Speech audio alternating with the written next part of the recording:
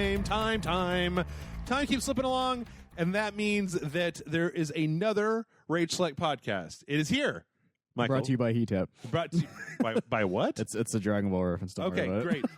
Keep the I don't understand you dragons or you balls. I have you on here to represent the youngins, the young people that are into that sort of thing. No, it's time for another Rage Select podcast right back here on Rage Select. And I'm Jeff. And I'm Mike. And we got a big chunk of stuff. You know, I always hate it when like San Diego Comic-Con happens. I didn't even realize it happened. Because I know there's going to be a few more trailers like between now and when this podcast comes out, because we're recording this on Thursday. And I desperately wish that they would have their conventions on like Monday, Tuesday, and Wednesday like E3 does, because then by the time we get to Thursday podcast, I got stuff to talk about. But well, there's quite a bit. So honestly, if we had all of the trailers, we would be here for days. Okay. Well, I haven't even seen that many of them, but I have seen this really just okay. Teen Titans, regular. I'm sorry. Titans. I'm sorry. Regular Titans. Regular Titans. This isn't Teen Titans Go, unfortunately. Is an answer to a question that I feel like all of humanity has been asking, and it's how stupid can the DC universe? How dumb, dark, and overwrought can the DC universe be? How greedy does the F word make you? Is the best question I have. Wait, what is it? The F word, right? Because you've seen the trailer, right? Yeah, where he says "fuck Batman." He says "fuck Batman." Dick Grayson says Robin says "fuck Batman," and then shoots like 3 dudes. Yeah. So okay, I've got. This isn't Jason Todd. This is Dick Grayson. I've got a few things to say about this. Number one, I was never a Teen Titans fan. I haven't read the comics. I didn't watch the show. I haven't watched Teen Titans Go or whatever. What is the new one that everybody hates or whatever? Teen Titans Go. The movie's coming out soon too. All memey and shit, right? Yeah. I don't like those characters are fine. I am an outsiders kind of guy. Oh, okay. There's nothing wrong with that. You know, Teen Titans is fine. Titans is fine. Whatever, those characters are fine. I was also into Young Justice more than Teen Titans for some reason. Young Justice that's because Young Justice is so good and it's so well written. Also, it has Superboy in it. Oh, it's so good. And Superman's a prick in there, and it's understandable. like when Batman has to be like, Clark, you got to raise your weird clone, you gotta hang out with your clone. He has the power to destroy the Earth and is like mentally unstable. Clark, you got to go fucking raise a child. It's hard to like you can't blame him. Like it's like I don't want this. It's a fucking clone of me. Hey man, what am I supposed to say to that? Look. If you're truth, justice, in the American way, if you're the big blue Boy Scout, then when you got an illegitimate kid, when some lady that you banged after Coachella shows up, then you got to step up and do the right thing. I think Clark. This is different. Though I don't care if your kid has Lex Luthor's DNA. Man. Anyway. That was a weird one night stand. Yeah. Anyway, back to this. This is like super. It's just like so edgy and dark and just like, look how adult we are. It's like a film student decided to be as gritty as possible in something. Yeah, and of course, fucking what's her name? Raven. Raven is front and center in this because like she's the darkest one. So it's like also Starfire just looks weird. Her and then just like Dark Robin, who's like. Why does he even say "fuck Batman"? Because it's edgy. It's out of like the thing is that if he was Jason Todd, I would let it go, but he's not, and that makes it that much more annoying to me. It might make a certain amount of sense if you were watching the show in the context of the show, but just seeing Robin be like, "Yeah, fuck Batman," it's like, dude, he trained you, and like, also he could like whoop your ass right now if he heard you say that. Yeah. Also, Batman would kick your ass. I mean, like I like Dick Grayson and whatever, but anyway, this just looks so dark and needlessly dark. It's so ridiculously dark for no reason. Like I always thought of Teen Titans or whatever as like, you know, kind of a nice offshoot about friendship in the DC universe. Like all these, it's the actual Teen Titans comic. Like I don't know a whole lot about Teen Titans itself. But like they have had like dark ass stories, but usually when that happens, at least Robin is still Robin. Right. He's still like, oh, I'm the nicer guy of the two people, where this is just like, I fuck Batman and guns are fine apparently for me. I'm just gonna shoot this guy and crack this dude's neck, I guess, or some shit. And I guess they show Starfire and Beast Boy, who would be maybe a lightning influence, but like they're both just like, yeah, they're so dark. Oh God, I'm Starfire, I'm Beast Boy. Yeah, and Starfire like sets some people on fire or something. I was like, I thought her fire wasn't actually fire. I don't fucking. Yeah, I don't know. Oh God, yeah. Anyway, this does not bode well, in my opinion. I thought they'd learned their lesson because outside of the way that it looked, like if you could go back and just reskin Justice League so that they didn't all look like the kind of the dark palettes. They've got the Injustice 2 costumes that are all needlessly complicated, and the world's all lit very darkly, and everything's full of shit. There's a lot of just CGI crap just all in the world. Like if they just go back in and kind of like lighten it up a little bit, like make their costumes look good. I think Justice League, it's not a great movie, but it's like head and shoulders more watchable than anything else. Suicide Squad, for fuck's sake. Anyway, this is supposed to be part of their subscription service too. Yeah, tell me how that worked out, and then call CBS and ask them how that Star Trek worked out for them. So. Anyway, I don't know. This looks really dark and it looks really stupid and edgelord as fuck. And like, I don't know. Again, there's this one like 4-second shot with both Beast Boy and Starfire, and they both look very light. And I'm like, maybe. But so far, I'm a big believer in your track record, Michael. And if your track record has been poor, then I'm not going to bother investing any amount of interest in your thing until I see it. Until somebody, you know what needs to happen? I need somebody like you to come over. One day we're going to record. You're like, dude, I watched that. That first season of Titans that came out like 6 months ago. I actually watched. It gets pretty good around like episode 4. Like, I want that to be a thing. And I would believe that. But more than anyone wants that. I want DC to succeed, but DC loves to just. DC loves to apparently like spy on me and then say, just do the opposite of whatever he wants. Yeah, just whatever he said. Yes, do the opposite.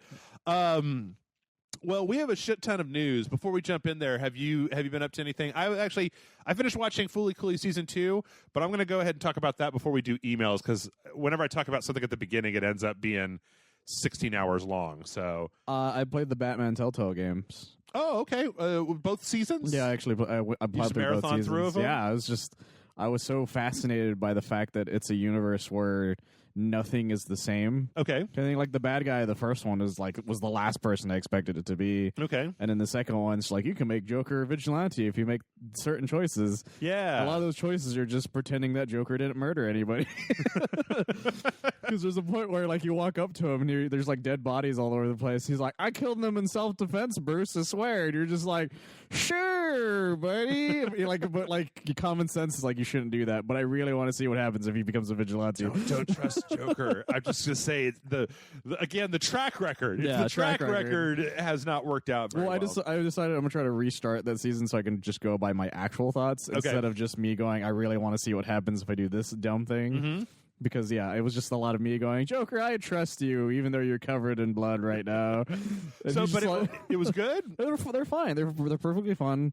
It still has the same issues all Telltale games have, where it's just like you're not really doing anything, and most point-and-click adventures do, where you actually, get items and then use them to solve things. It's just this whole linear series of QuickTime events, which I didn't mind, only because the story was fine. I've decided that Telltale games should be considered kind of like what we need is an intermediate step, because Telltale games, and like Amanda and I just got finished playing Detroit Become Human, and like that's not an adventure game. Like there's not a find the thing to open the door, right? There's no, like, you're going to continue moving forward. Hell, in that game, you continue moving forward even if characters die, right? And there's so many different little areas to go.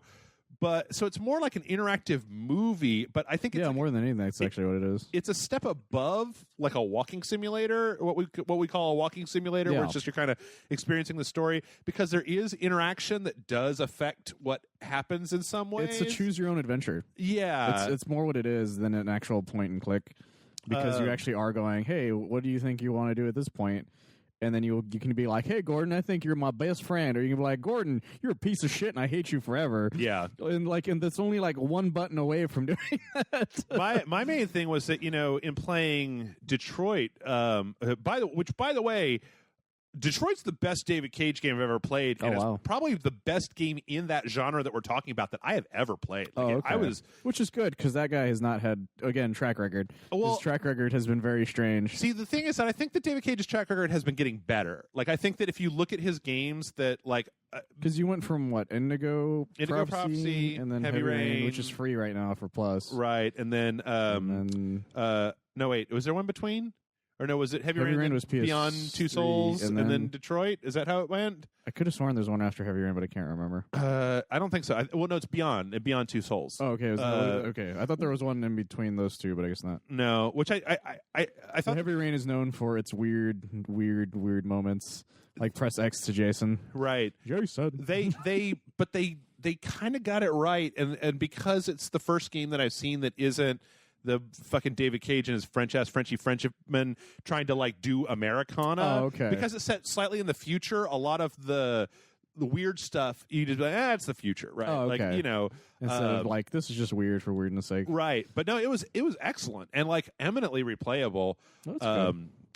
But I always think that I like those better than the Telltale games just because I feel like because of the episodic nature of the Telltale games, they all, like every conversation in a Telltale game is like set up the same way, it seems like. Yeah, even some of the choices that I made that I thought were different, I went, since I started playing the second one again, it'll be like, oh, yeah, I'm going to get criticized no matter which thing I do, kind of thing. Like you remember the very first episode of the second season where you fight Riddler or something? Yeah. There's a part where, like, Waller, like, talks shit to you. Like, what was that thing that you decided on? I was like, that was dumb. And I did both of them. And she says... essentially the same thing. Like, either one of those decisions were dumb. And I just wanted to, like, look her straight in the eye and be like, fuck you. I did both and you're a terrible person. Well, that's the other thing that I really liked about Detroit was that when you did certain things, it would show like an unlock. And then that unlock would either be... One of the nice things about Detroit is because at the end of every chapter, there's a flow chart that literally shows what you did, and then it shows all the paths.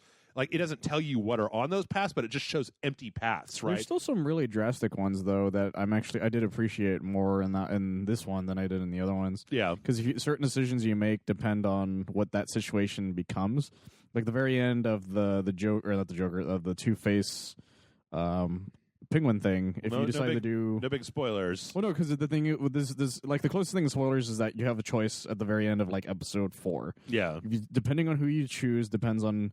You confront them as Batman. And then the next episode, you confront them as Bruce Wayne if you chose the other guy, kind of thing. Okay. So, like, and so it's very drastic because they're two completely different scenarios. Okay. Depending on what you do, which I think is actually kind of surprising based on, you know, a lot of their other stuff where they're like, well, how you played changes. But this one was like, I actually feel like it did make a difference compared to the other ones. Fair enough.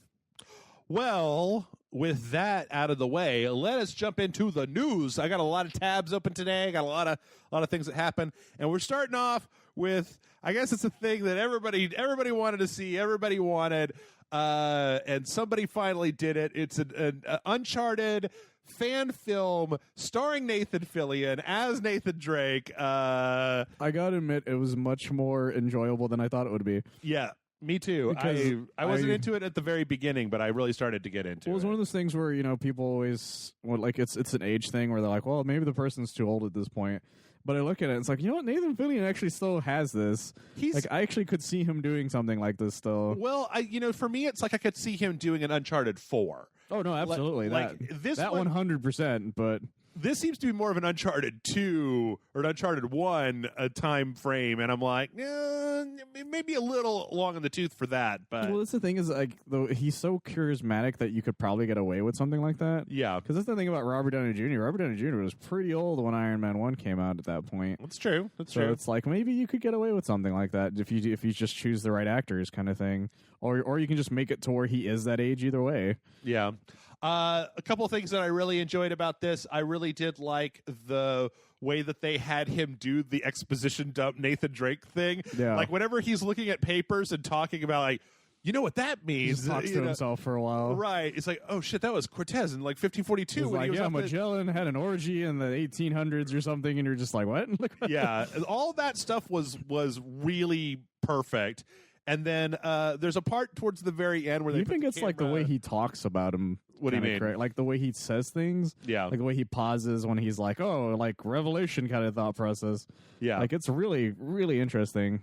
And then at the very, very end, there's a sequence where they basically are aping what the actual game is. They're shooting the shot from behind and like zooming in to kind of mimic what you would be like zooming in when you were playing the game. I don't know. Here we go. Here's the end of the thing. I didn't think it was 100% perfect. I'd watch this movie. I'd watch this movie very easily. It's just the only thing I would definitely do 100% is recast Stephen Lang.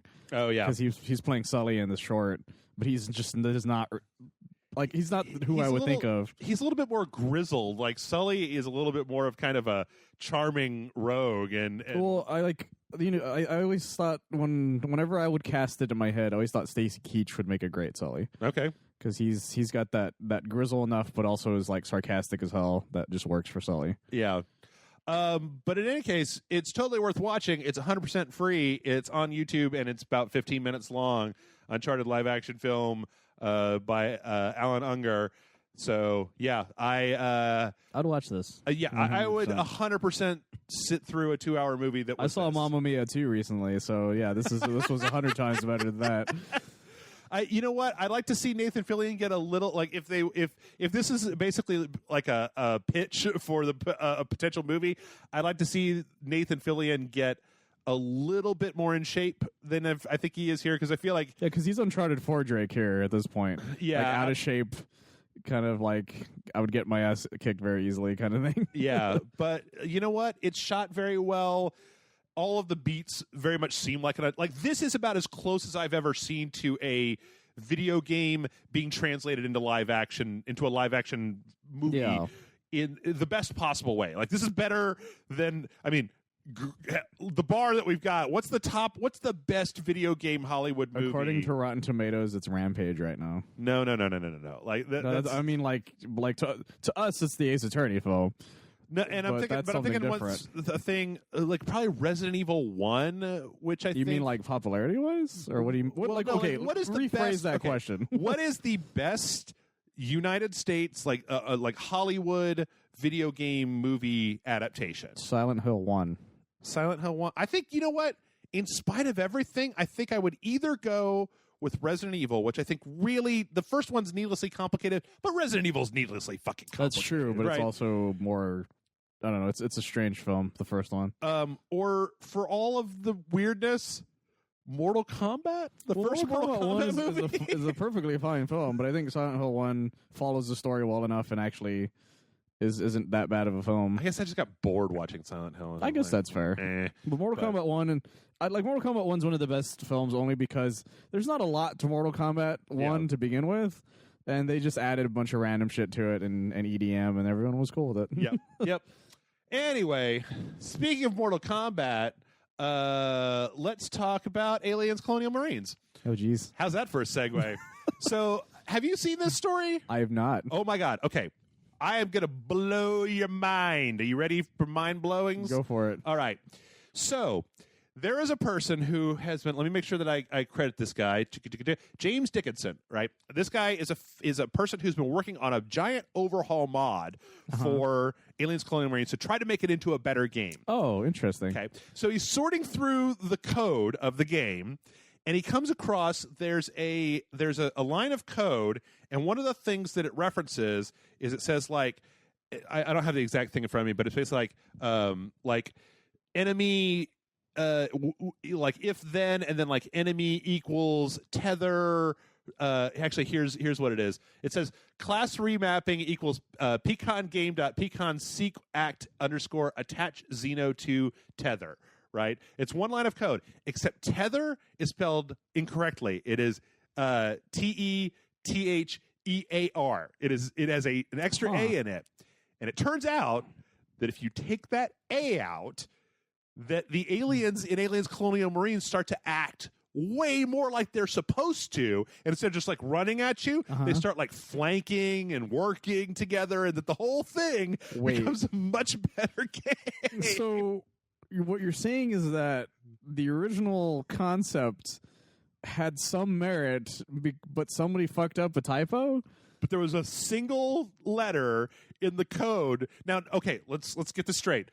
Like, no typo fixes Michael Bihn's voice acting. It doesn't fix a lot of the game, but but it fixes one of the biggest complaints of the entire game. And I don't know. I haven't actually tried this out. Multiple people though have said that while it may or may not be perfect, they at least act like their AI. It's basically like this kept their AI from kicking in a bunch of different points, and so they would just end up defaulting to garbage. And so now, if you make that change, they'll do the right thing, that they will act more like what you would expect a xenomorph in a video game to act like. That's kind of amazing, actually. It is incredibly amazing. Now, here are some things that I would like to say are not amazing. One, it appears that because... listen. It is entirely possible by the time that this podcast come out that this may have changed. We're recording this on the 19th. It is entirely possible that I didn't look hard enough, even though I looked a bunch of places. But it appears that because Gearbox considers Aliens Colonial Marines to be dead, that it's like there is no patch to make this. Like, you have to get the game and then go in and change the code yourself and recompile it to see how this works. It's been so long, it would be more work to create the patch for themselves, at least. But maybe because one of the reasons is because what is it going to do for them in the long run, kind of thing? It's going to make them less of a fucking laughing stock for their garbage shit game. The problem is no one's going to notice, though. You're making a patch for a game no one wants at that point. Yeah. So I still think that there should be some official way to get the throw it into like Steam or something, sure. But like for consoles itself, it would be a waste of time. I mean, I guess this Xbox 360 PS3 game, right? So it's not like it would just be a waste of time at that point. Yeah. I personally think that it would be a waste of time at that point. But it's been too far gone though. It's just, I beat that game with a friend, and it was one of the dumbest things I've ever done in my life. Also, Gearbox put up a job posting, and with an accompanying tweet that says, "Feeling tethered to your current job," misspelled the same way it is in the code. "We have the perfect opportunity for you," and it's basically a programming copy editor. Responsibilities: review all code for typos. Just that. Desired skills experience: enjoys finding typos. Required skills experience: click apply and pass the rigorous questionnaire located on the application. Now, this is probably a joke, right? But it actually is on their website, or I don't know, maybe it's not still. But yeah, you can hit apply for this job and put in your information for this job, which I'm kind of like, ha ha ha ha ha ha ha ha, issue a patch, like fucking. Who knows? They might actually hire that guy. Do something. Oh my god, I'm on a ModDB, like looking at the post that talks about this, and below it, it's just like, nude Jill for Resident Evil patch, nude Jill for Resident Evil patch, gosh. Nude Alex for Half-Life patch. It's shiny. Anyway, that's all mods were back in the day. It's apparently not just back in the day. Well, it's much more now than it's ever been. Yeah. I don't know why you would want to play Resident Evil with a naked character. People are weird. I've seen. I had talked to a friend. Jerk it while you're playing it, or like. I met a guy in college here at the ACC who I walked by, and he was playing Skyrim, and his partner was nude, and I was like, why are you playing that in the middle of a campus? I could almost understand having your companion in Skyrim, because I mean they're invincible. I could almost understand that because you see them, right? But I don't know. People are into weird shit. People are into weird shit. Speaking of people who are into weird shit, let's go to Germany. Sorry, Germany. But you know. Yes. So Germany has a new law. And basically, this law says, this is they call this Jeff's Law, except they do it in a German. They call this Jeff's Law. No, that's not a good German accent. I'm sorry. Jeff. Nothing. That was a terrible Japanese accent. Okay, so there was a court case where a company was taking pre-orders for a cell phone, and then a bunch of people got scammed because there was a problem with production or whatever. Went to trial. The result, in Germany now, you cannot accept pre-orders for a product that does not have a release date. So you can't just take a pre-order for Final Fantasy VII now. You have to have an honest-to-God confirmed street date in order to take a pre-order for a thing. And I'm like, great, that's That's common actually, yeah. fucking sense. Like, I'm always surprised when I go to GameStop or something. Like, you want to pre-order this game that was just announced that there's no year on whatsoever? And I'm like, no. Could be canceled. Could be garbage. Could be anything. At that point, I'm just wasting my money. So it's like, I've never understood why people even pre-order at that point. Yeah. If it has like some kind of date, then sure. But I don't even understand why you would pre-order before that point. I find it weird a lot of times. Like, I feel like if you don't want to go with release date, I would say official box art must exist, right? Like, something. Like, you have to be further down the process than just like, here's a teaser that's like a minute long. Right. Pre-order it. It's right, like, exactly. No. Exactly. Yeah. So it's just the title. I think that I think it's a good thing. It's a great thing. I'm a big fan. Who knows how well that will... It'll probably only stay there for a while. I don't know. Europe is, like, what was it? A few weeks back, it was like Norway or something that was just like, no fucking loot boxes. Oh, yeah. No more loot boxes. So Europe causes a lot of different changes for, us on our side. Yeah. Speaking of things. Speaking of microtransactions. Thank you. That was good. I set them all up like dominoes, and then it's like I come in and just slap one domino to the side, and I'm like, why aren't they all knocked down? Speaking of microtransactions, as of today, Shadow of War has 0 microtransactions. Apparently, this is part of a whole thing that they're doing where they have taken out the shop, they've taken out the microtransactions, they have retooled the Shadow War back half of the game, which was there to basically push you into microtransactions because it was hard. They've added actually more like voiceover content with Shelob and Celebrimbor and stuff. I don't know if you played the back half of Shadow of War. I only played the first one of these, which was just Shadow of Mordor, I think itself. Yeah, yeah. And then they also are adding in like more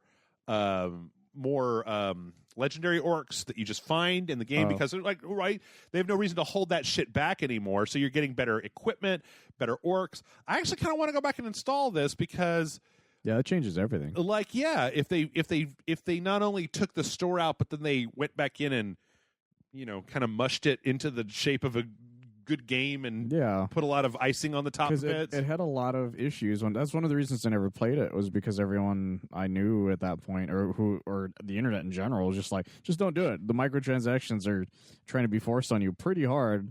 And I was like, well, I guess I just won't play it. It was weird. Being. It was kind of strange to me because I feel and then I forgot the game even existed.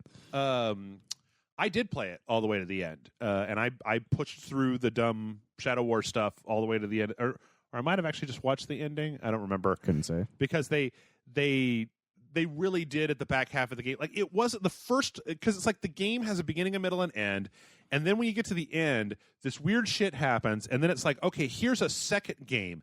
But this game is way less fun. Like, you remember in the trailers how you got like who was the big orc guy? It was like, he was in a bunch of the trailers, and he's like, I just don't remember. It was like Gronk or Grizz or something like that. He's like, I love to fight. So, like, I feel like this might happen in every game, or maybe it doesn't. But, like, in my game, at a certain point, he rebelled and took one of my armies with him, and I had to go back in and fucking reconquer them. And I was like, you fucking son of a bitch. I brought you up from nothing. And, like, I had that good, solid, like, orc stuff. But by the time you've been through all 9 or whatever of the areas and assaulted all these places and you've left all these orcs, like, you have to collect so many orcs to be part of your army, and you start seeing dupes everywhere that by the time you get to the end, there's this part towards the first end of the game where you have to assault I think you're actually assaulting Sauron or something like that, and they have like your best heroes going up against your greatest nemeses. But by that point, I was like, well, I don't fucking know any of my heroes, and I've killed so many fucking orcs that like there's none. They're like, Ranger, we finally have our final battle. And I'm like, who are you again? I'm sorry, I don't mean to say you all look the same, but like I've killed at least 8 of you at this point, so. But yeah, I'm kind of interested. The last guy you killed, cousin, sister's roommate, twice removed or something. Right. Just for the sake of saying it, Shadow of War is currently $20 on the PlayStation Network. Let's see what old Steam has, since I can pull this up. But I don't know. Like, I'm a big fan of when a company, to me, this is good because it shows a company that kind of put their money where their mouth was. That wasn't just like, well, we've heard your complaints and we'll try to do better next time. Fucking Steam still has Shadow of War for $60. That's not true, is it? Middle-earth Shadow of War, $59.99. God, they still got the. Is that for the normal one? No, the Shadow of War Gold Edition is still. Well, that's like all the DLC or something, right? That's still $100. Wait, that's $100? Yeah. Oh, jeez. It's $59 for the base game. Oh, well, fuck that. Yeah. Goddamn. That's kind of strange either way. Yeah, I agree. Anywho, let's see. Gold Edition, Silver Edition. I was just looking on the PlayStation Network. Yeah, they're still charging $90 for the Gold Edition, but I bet you could get that cheaper. A lot of times on the console, you can get it cheaper if you buy the base game on sale and then just buy like the season pass. Anyway, so yes, good. I mean, hey, you know what? If Warner Brothers can learn from their mistakes, that's great. I'm not entirely convinced they can. I don't know. Like, game companies have been getting a little interesting when it comes to their microtransaction issues. Yeah, like they actually are now going back and trying to do something. I guess but not by a lot. I don't know. There's also the point of contention that like they probably got a shitload of money from the whales up front when Shadow of War was released, and then by this point they're probably getting like $8 a month, and they're like, "Oh no, we've heard you. Let's turn it all off." Because it's not like they refunded you all of the money that you spent, that's right? true. So. Speaking of getting refunds, people are wanting refunds for Rainbow Six Siege because Rainbow Six Siege has started a new thing where basically if you and this is applied specifically to text chat. So if you type slurs into the text chat of Rainbow Six Siege, the game will essentially boot you out and ban you immediately. Oh wow.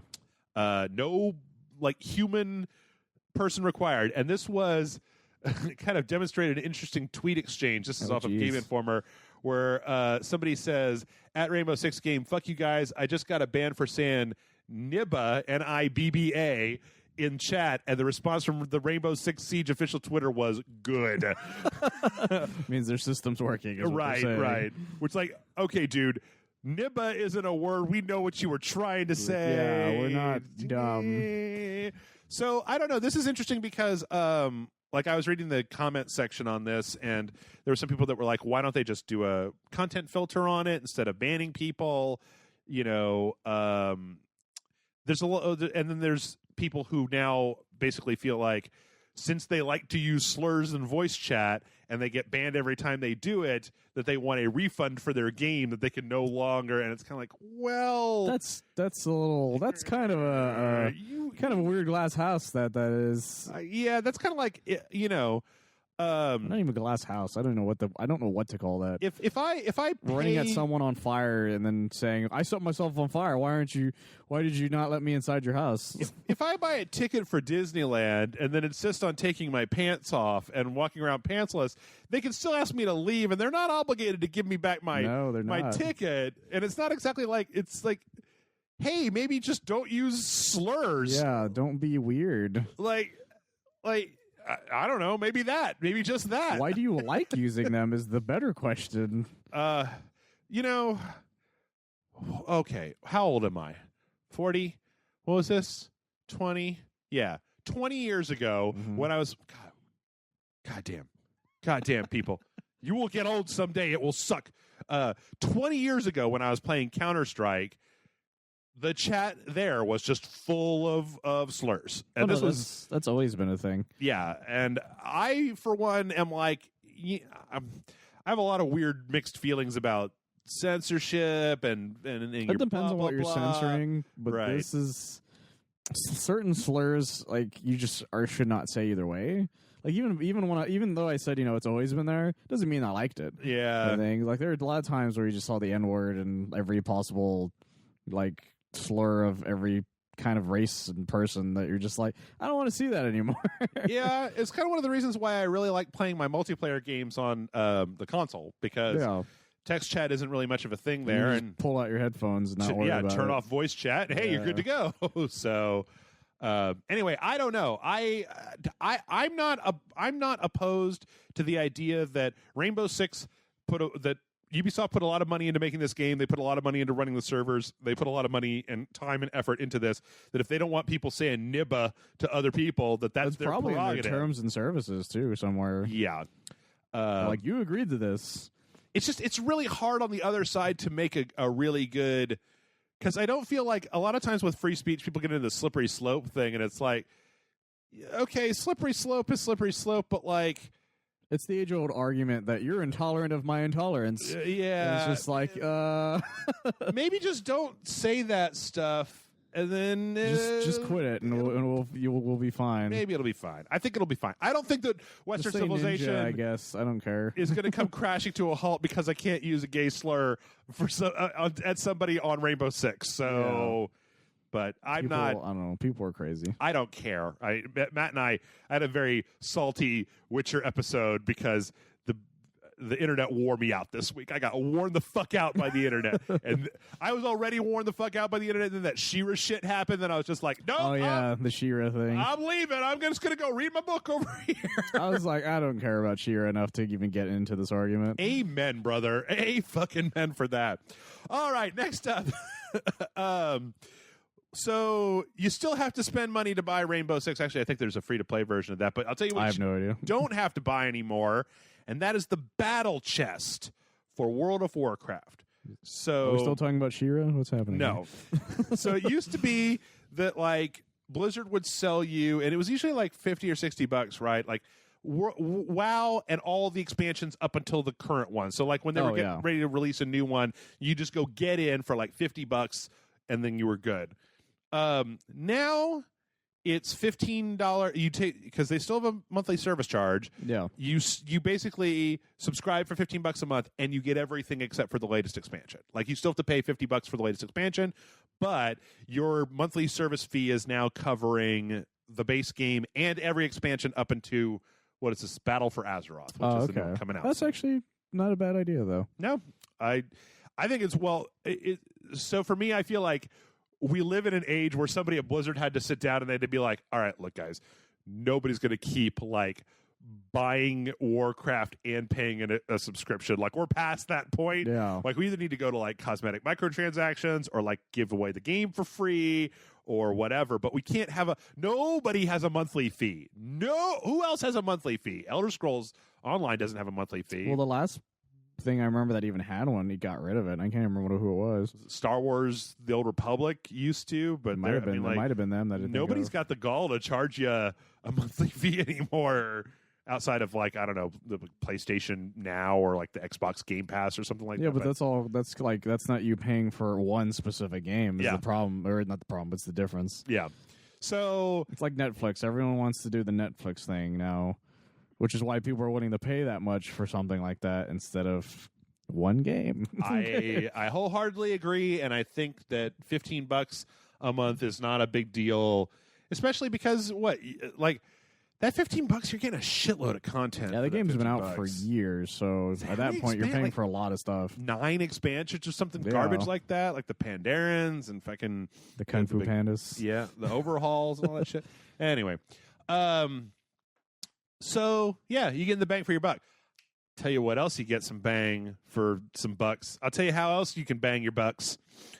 This summer, my favorite game, my third favorite game, Hitman 2016 is basically putting up because Hitman 2016, in spite of the way that it's set up, still has the weird it's segmented because of the way that it was originally released as downloadable or episodic content, right? Yeah. So you can download the base game, and it comes with the Paris mission, the training mission, right? And then from there you have to buy the rest of it. Yeah. Well, you don't have to buy Marrakesh until the end of this month, which is the third map. Was Paris, Sapienza, Marrakesh? It's like their summer of Hitman, and they're basically, because the second Hitman is coming out in October. Yeah, I really need to contact these motherfuckers and be like, you guys, I fucking love this game. Can I please have a copy of Hitman 2? We'll do everything. I already pre-ordered it. I want to give it to somebody so that they can play it. But you can download the entire Marrakesh level. And if you've never seen Marrakesh, actually by the time this comes out, we will have another Marrakesh video up on the website because I only played that level one time with Brian Salisbury when it came out, and I want more Marrakesh. Gotcha. It's basically, it's such an awesome level because it's got an embassy that is having a riot happen in front of it where one of your targets are. There's a huge marketplace that stretches all the way through the map and just like hundreds of NPCs walking around. There's a whole series of rooftops. There's like a VIP hookah bar that you can go into to get certain things. And then there's an old school where the military, where a military section has set, or a military group has set up, who is essentially there in case the protest turns to violence to come in and knock heads. And your targets are the ambassador in the embassy and the head of the military in the school, in the abandoned school. Okay. And in between is this huge Marrakesh marketplace, and you can do so many crazy things. I'll tell you this. I'm not going to put it in the video because it takes too long. One of the things that you can do, there's a hidden trophy. I did this because I have 100% trophies in Hitman. Yeah. I fucking love that game. If you go into the barracks and you knock out an officer and you get an officer uniform, you have a command that you can do where you can essentially salute any one of the rank and file soldiers and tell them you're relieved, and they'll walk away. So it's like a power that you get for having this uniform. Yeah. So if you do that, they all go to the same area, like their little break area. And if you go around the entire map and you do that, just one, they all go out there. There's also a thing that you can do in Marrakesh where there's a PA system in the school that you can use to like distract guards and do a few weird things with. Yeah. If you get them all outside, you can literally turn on a radio that's right next to it. It starts playing this kind of like funky tune. And if you go out, all the soldiers are dancing, as well as their commander. And his commander standing on top of this tank, like kind of leading them all in this big dance. Oh, jeez. And I know this because there's literally one of the achievements is if you shoot the commander while he's on top of the tank dancing, you get a special little bonus thing. But if you've never played Hitman before, go get Marrakesh. It's fucking great. That's kind of amazing. It's great. It's great. It is free. It's free until the end of the month, I believe. So this month, like July or August? July, I believe. Yeah. Okay, So like for another week, we can have something with that. Anyway, go get it. It's great. And go watch the video. It's great too. I haven't recorded it yet, but I'm sure it's going to be. So that's all the good news. Some not so good news. The Culling 2, which was released last week, is being delisted and removed from the stores, from storefronts. Huh. Apparently, the company that made it is going to go back and keep working on the Culling 1 because their launch was so disastrous and so bad that they literally are delisting that game, and they're going to just keep working on the first game instead. Do people get refunded, or what's going to happen with that? That is an interesting question. I don't know. That's fucking crazy. Yeah, I'm sure there's got to be something. There's an 8-minute video, and unfortunately, because of the time that we're recording this, I didn't get a chance to watch it, where the CEO talks about what they're doing. But I do find it interesting to be like, we launched this game, the launch was so disastrous that we're literally like taking the game off of stores, and we're just not, it's not like we're going to fix it, we're going to bring it back, we're just going to go work on the first game more. Like, which is crazy. Yeah. Which is absolutely crazy to me. But if I'm not mistaken, the Culling is a battle royale game, right? I have no idea. I thought you knew. No, unfortunately, I do not. But it's just crazy to me that anybody would do that in general, though. It's very strange. It's very, very weird. In lighter news, I don't know if you saw this, but let's say you've got Mario Kart 8 on your Switch, and let's say that you like Legend of Zelda. Well, then, boy, oh boy, is it a happy day for you, because Link's motorcycle from Breath of the Wild, the DLC motorcycle horse, is now drivable in Mario Kart 8 with a Link that has his little Breath of the Wild tunic and everything. Not only that, but you know how in Mario Kart, when you fly off of a thing, there's like a little glider. Yeah, it's the glider. It's the little hang glider, the paraglider that you use. That's really cool, actually. Skyward Sword. Yeah, as near as I can tell, this is a totally free update. So, in case you needed a reason, you know, I think that Nintendo, like with Mario Kart 8, at least, it's worth just saying how fucking strange it is, because they like patched in support for the Labo motorcycle steering thing. Like, and here's just like, oh, here's Link, because I don't know, we liked it. We've been really, really liking this outfit lately. Yeah, so here, have that. Like, okay, cool. Thanks, Nintendo. Like, yeah, awesome. Yeah. Nintendo's been pretty nice about some of their stuff lately. They have. And let's say that after you've done that, let's say that after you've played Mario Kart 8 and you've mastered Link on his motorcycle, did you need more Mario Kart in your life? Yes, I do. Do you need more Mario Kart in your life? That's always a yes. Because Hot Wheels and Nintendo have teamed up to make little Mario Kart carts that you can buy from Hot Wheels for $5 a pop. Do they move? No, they're Hot Wheels. Oh, well, that's just. But they make like little RC versions of them already. Little RC cars? Yeah, there's these little RC Mario Kart things you can buy. I don't know. I don't. I see them like at Target every now and then. I'll probably buy a Luigi one or something. Yeah, these are pretty cool. If I was a kid, does it have a Luigi that has that stare, that meme stare? The Luigi death stare. I'd buy the shit out of that. Oh man, that'd be great. I was just surprised to learn that Hot Wheels were still a thing. Well, they're totally a thing. They made that Green Lantern movie. I mean, all I'm gonna say is that Hot Wheels, okay, but fucking Micro Machines still rule. Is Micro Machines still a thing? I don't know. They probably got bought by that's Hot a question. Wheels. Let's type it into Google. Let's find out. It's not every day that you think, are Micro Machines still a thing? I remember they made that Star Wars thing not that long ago that was supposed to be Micro Machines. Micro Machines? These are old.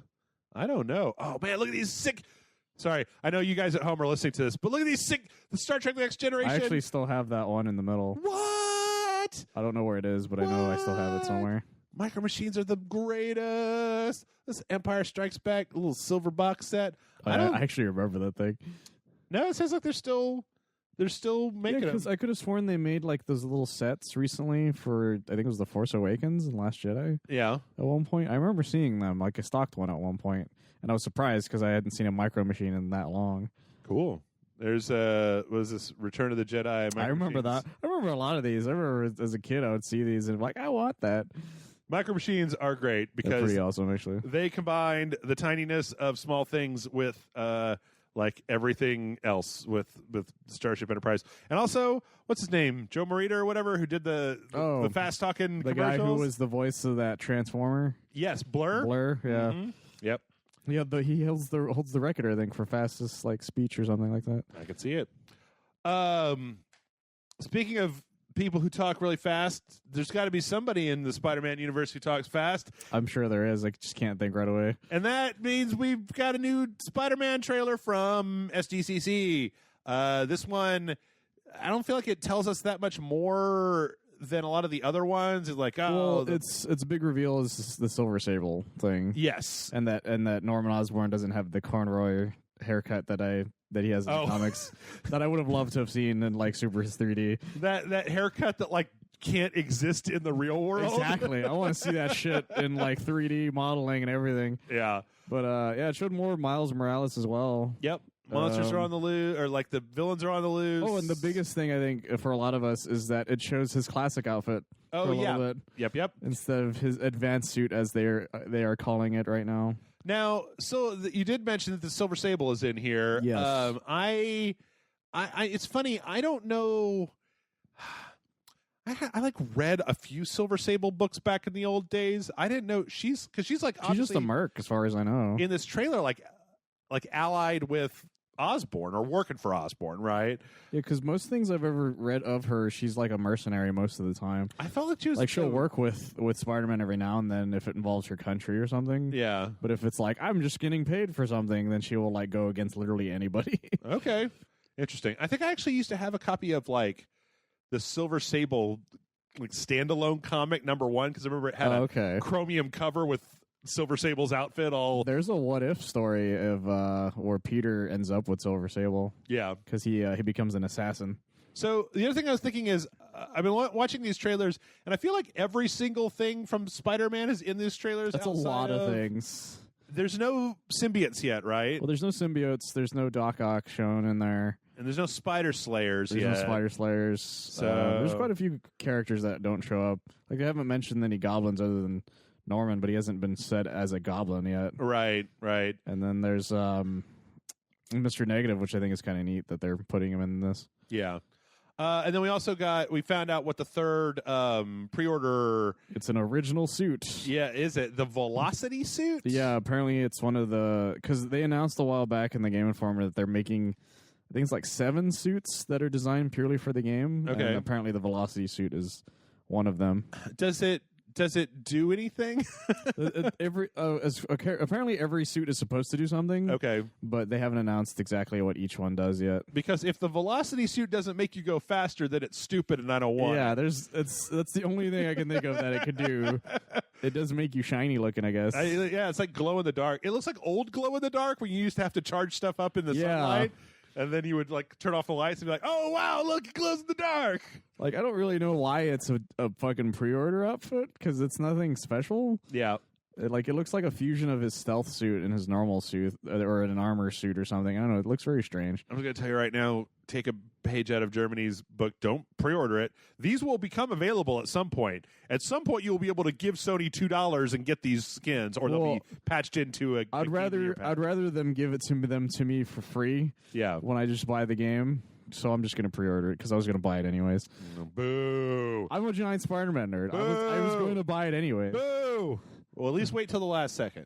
Boo! Plus, pre-orders also help me trade stuff in, so I can just slowly pay it off. There are decent reasons for pre-orders. I'm moving to Germany.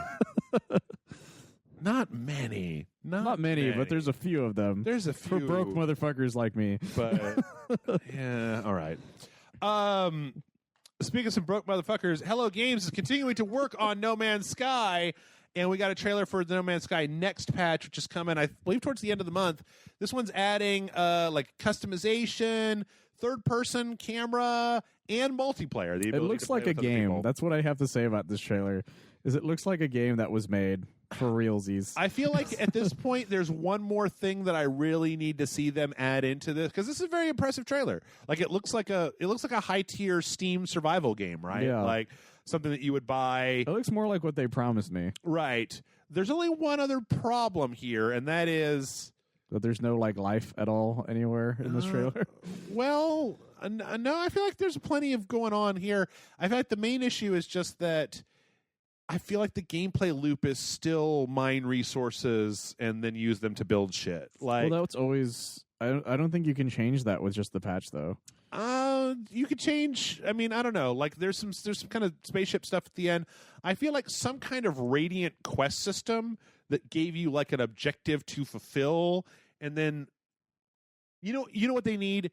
Okay, I'll tell you what they need. They need like a big MMO style update where they're like, the fucking Reavers have invaded the world of No Man's Sky, and now planets will have like these hostile forces on them that you have to there's fight Metal against. Gears right there. Well, no. Those things that you see at the end, those are I believe those are the robot cops that come if you start killing the plant life. I thought they were like flying things. I never actually really played No Man's Sky. It escalates. Oh, okay. And the flying things are they send Metal Gears after you? Yes, I believe they eventually do send Metal Gears after you. Okay. Gotcha. But see, what's weird is outside of that. Oh, you know what? The other thing that they could do for me, VR.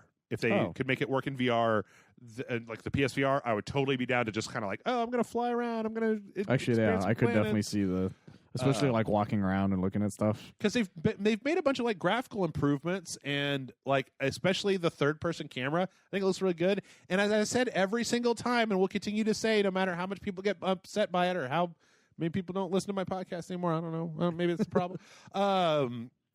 I really appreciate the fact that Hello Games has continued working on this instead of just taking the money and then being like, sorry guys, put out a bad game. But like, this is, I believe it's been over a year since it's been quite some time since it originally came out, and this is like the 4th or 5th content update, and this also is coming with the Xbox One release of the game. So, in my opinion, it's pretty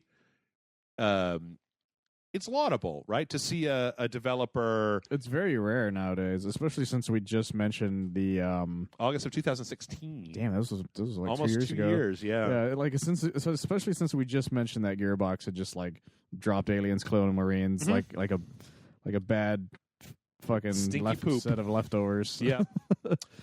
But yeah, and the fact that we're gonna have multiplayer. You can do stuff with your friends. It's what a lot of people wanted when they first announced No Man's Sky. Yep. And well, maybe it'll turn out fine this time around. Yep. Let's see. You know what? I'm gonna skip it. There was a Call of Duty Zombies trailer, but it's stupid. I don't like the zombies, so whatever. They put a lot of work into this zombie story. Just make a single player game for fuck's sake. Yeah, because a lot of the zombie stuff actually has this weird partial that's a story kind of in the like background. Narrative. Yeah, but like only if you really pay attention to it or something. I don't know. I had a lot of friends that used to tell me about them. Yeah. Divinity Original Sin 2 Definitive Edition comes out on August 31st, and we're getting a new DLC or a new character, Sir Laura, who is a tiny squirrel knight who rides an undead little squirrel, it looks like. I think it's a cat, actually. Named Lorcus. And they are on the quest for like the giant acorn of destiny. To stop the apocalypse or something. I think it's to cause the apocalypse or something. It's also like the cutest thing I've ever seen. Yep. It's pretty freaking amazing watching this squirrel ride a cat skeleton around. And apparently with like a really deep British accent. Yeah. I don't know if you're going to be able to... I don't know if there's going to be like an upgrade path if you have the base edition, but this is going to be included. This is a pre-order bonus for the Xbox One PS4 edition, but apparently it will also end up on the PC as well. They weren't really specific about what the deal was with that, but it's probably like a DLC expansion. I don't know. I love that picture of him though. I want this character. I like the little squirrel riding this. Yeah, it looks so amazing. It's pretty good. It's pretty good. One more trailer. The game. Michael, do you remember City of Brass? Yes. The game with the whip. So apparently City of Brass, via a patch update, is adding in 3 different classes that you can choose from outside of the base class. A soldier, a thief, and then like one other one that all kind of have different starting weapons and different... the brigand have starting weapons and different kind of ways that they interact with the world in a free update that apparently is already out, which is cool because... the Traveler, that's the other one, because City of Brass is pretty cool, and more to come according to this trailer. I'm pretty cool with that though. Yeah, I really liked that game when we looked at it. Absolutely. All right, let's wrap it up here with a few more things. Okay, so last week we announced that. Okay, I don't know if you saw this last week. An idiot, what I like to call a stupid fucking dum-dum person who was like, I'm a teenager and I want to remake the PT demo, so I'm going to make it a PC version of it that everybody can play for free. Here's my work in progress of it. Uh-oh. Take a guess what happened next. Guess. Make a wild guess about what happened after that. A cease and desist? Yeah. Don't ever put your fucking fan project out until it's done. Yes, it has been canceled. The guy got a call at 5 o'clock in the morning from a representative at Konami, who apparently was very nice and told him, like, we're really sorry. You can't do this. Yeah, this is intellectual property. Right. Now, apparently they also offered him an internship, which I think is really interesting because... That's actually very nice of them. Now you can make pachinko machines for us. Because he said... This is from another Game Informer story. The teenage developer says that Konami informed him of a desire to start developing traditional video games and not just pachinko titles and mobile games. To that end, they offered him an internship with the company as they pursue this new endeavor. Wait, say that last part again? To that end, they offered him an internship with the company as they pursue this new endeavor.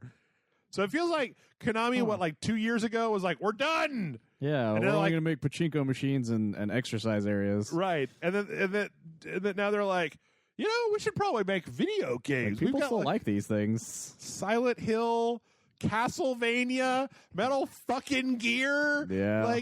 God, I hate. It's up to them at this point. Maybe they changed CEOs or something. Maybe he died in a freak pachinko exercise machine accident. God, I fucking hope so. Spyro, the new Spyro Reignited trilogy. Reignited, yep, is coming to.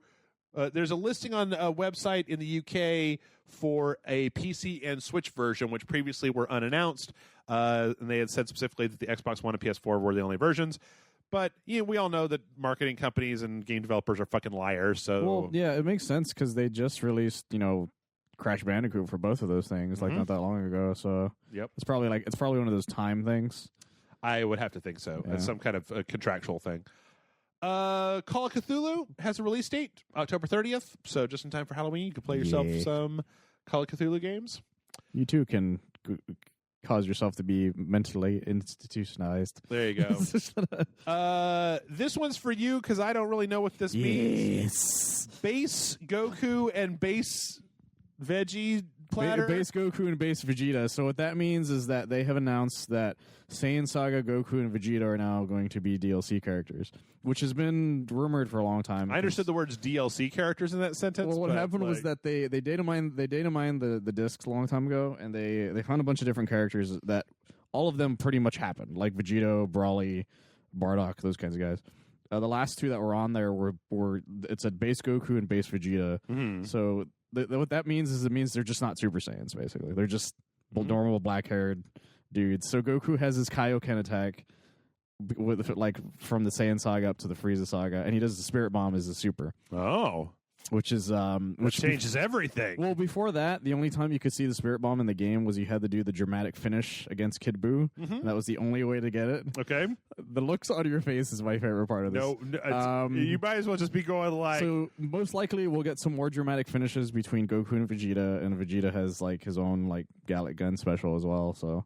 Okay. So, it's actually kind of exciting. And Goku's Kaioken works differently, apparently, because this is what they announced, is that depending on how many people you have on your team depends on how high his Kaioken goes. Okay. So if you're missing somebody, it's a Kaioken times 3. If you're missing 2 people, it's a Kaioken times 20. Okay. So it's strength levels kind of thing. All right. And also a trailer for the Dragon Ball Super Brawly movie.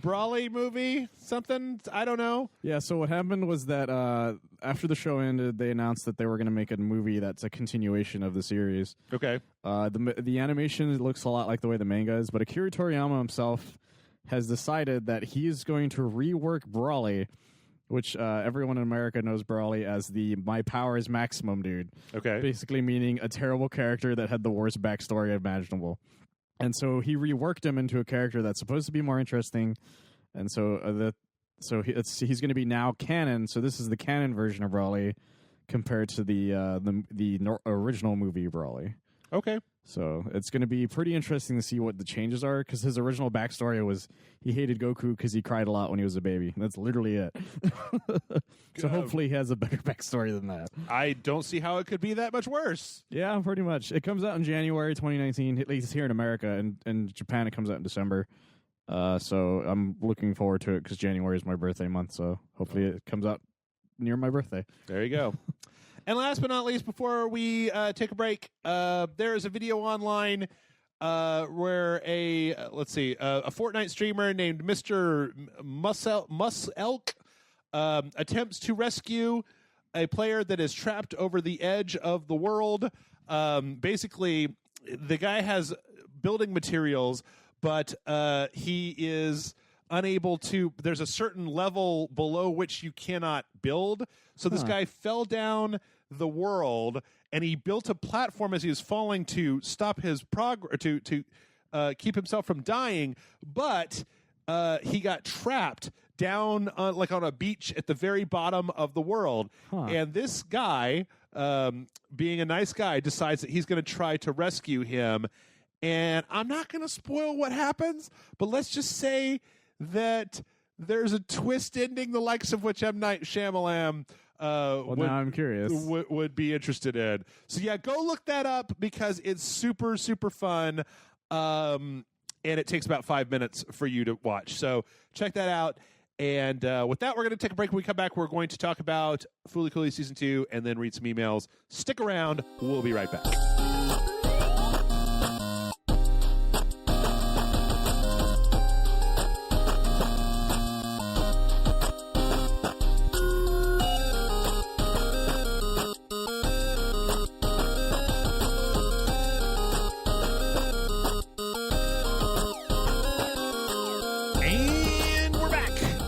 And it's time for questions. But before we get to the questions, somebody actually specifically asked me in one of the comment sections, and I was doing it anyway, about Fooly Cooly Season 2. So okay, I haven't seen it, though. I watched the second, what basically, it's a split thing, right? You got, yeah, because I think they just finished the first half. Yeah, it's called Fooly Cooly Progressive. And the second one...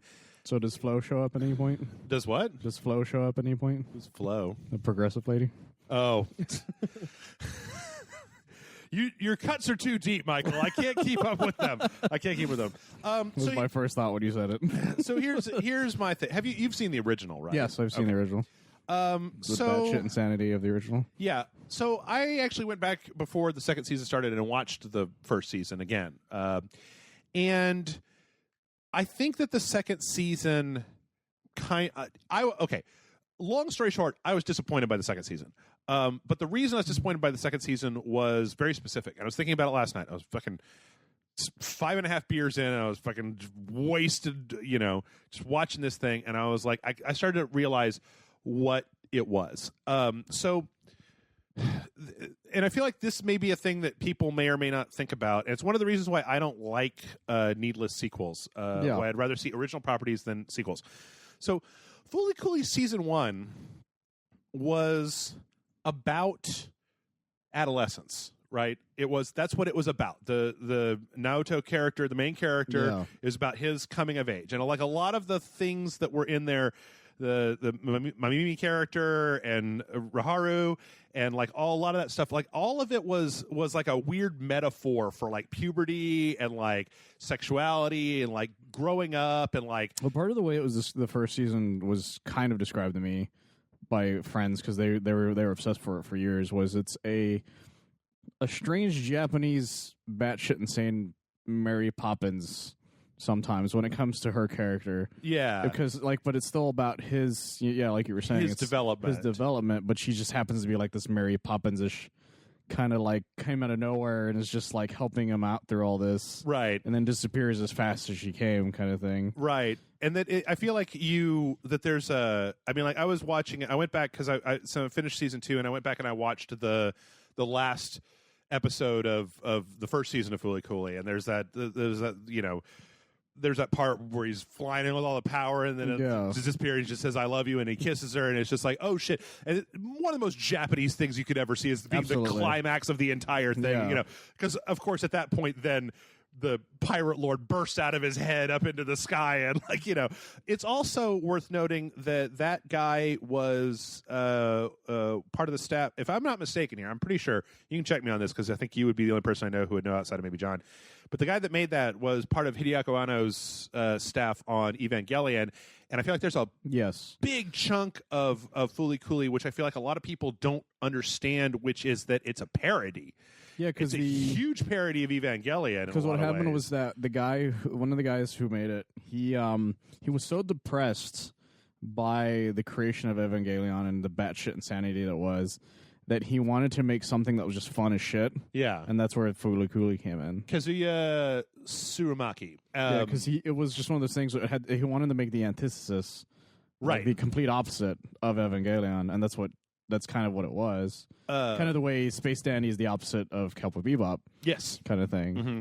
But then there's a lot of stuff in there that I feel like that harkens to Evangelion that people don't really entirely understand, like the way that Naoto pilots the TV head character in the second episode, and things like that. And I also feel like it's also really easy to watch that show and that it's super simple to identify the metaphors that are at work there about like the part when Naoto finally kind of takes an active role in the story is when he merges with the TV head and they have the fight with the big kind of one-armed thing.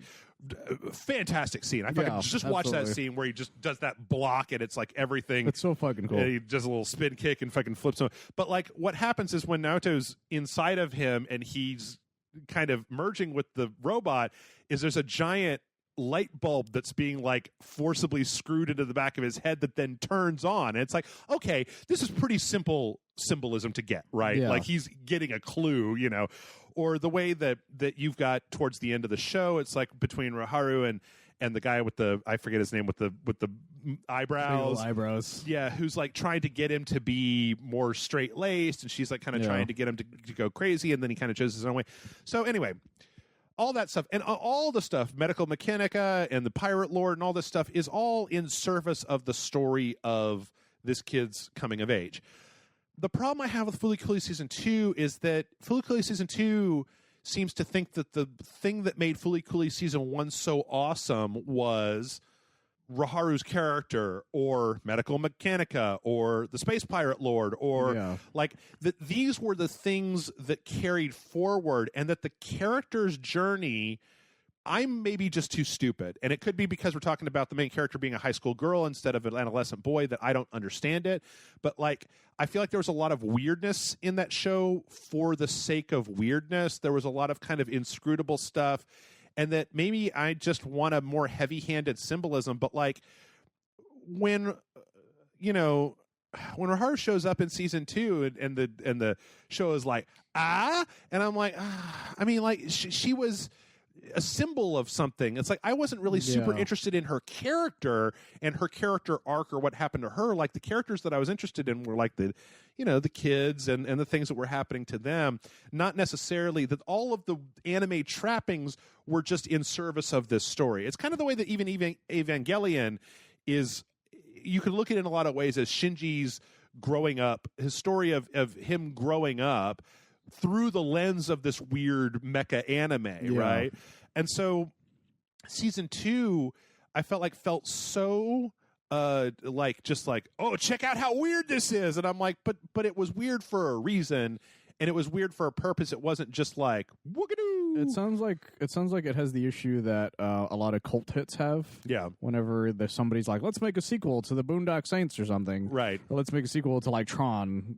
Like it's like, well, there's a lot of stuff that was already said. You didn't really have to add more to it, kind of thing. Right. Like, and so when it happens, you're just like, I didn't really need any of this. Yeah. In any shape, way, or form. Like, it's not like Dragon Ball, whereas Dragon Ball Super, that's a shonen thing. You can get away with adding more fights to a shonen anime because it's just a bunch of it's a normal fighting thing. Right. Whereas the first part of Fooly Cooly is like you said, it's a whole symbolism story thing, a coming of age story that had a good ending, and that was it. You didn't need anything else. Like, hell, the manga for it's only like 2 volumes. That's it. Right. Kind of thing. So when you decide that you're like, hey, let's keep adding to this, like, years later and forgetting why you made the first one at that point, well, the thing is that's where you get this is also a completely different team. Is it? Yeah, that was said because I read an article where basically the original creator was like, you all make your own personal story with the second season. This is the Dragon Ball GT of Fooly Cooly is what you're saying?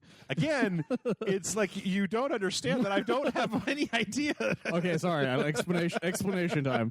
Dragon Ball GT was the sequel to Dragon Ball Z that was made not by the creator.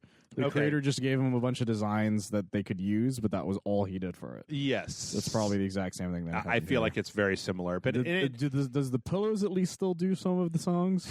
You know what? Because that's one of my favorite things about the original. One of the things that really kind of breaks my heart is that they reuse pillow songs. So like Little Busters, the song that plays in that scene where you, and I've actually seen the Pillows live, so I saw them live too, actually, here in Austin. More on this, but like that song Little Busters that plays when the robot blocks in season 2, like that song is for that show, and I feel like there's certain tracks, even if it's just like some of the background fighting music that are reused from Fooly Cooly season 1, that kind of like that little like song that is used, and it's kind of like, but again, I feel like it needs to be Halloween 2 Season of the Witch, where it's like Halloween 3 season. Yes, thank you. Brian Salisbury was running out of his house to kill me as we spoke. It needs to be like something where they take it, or even something like, it's maybe not the best example, but I would rather see something that was like, what's that?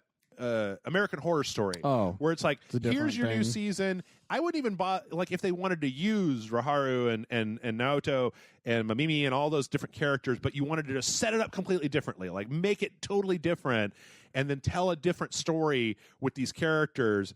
Because I was trying to imagine what it would be like if you had never watched Fooly Cooly season 1 and you watched season 2 and you were just like, who is Raharu? Like, why do I care about her? And, you know, there's some other characters that show up, or it's like, oh, this character who is related to this character from the first one. And it's like, but that only has merit if you've seen the first one and your interest is more in moving the story of that world forward outside of, because when I watched Fooly Cooly season 1, and we got to get on to questions, and I'm fucking tearing the shit up.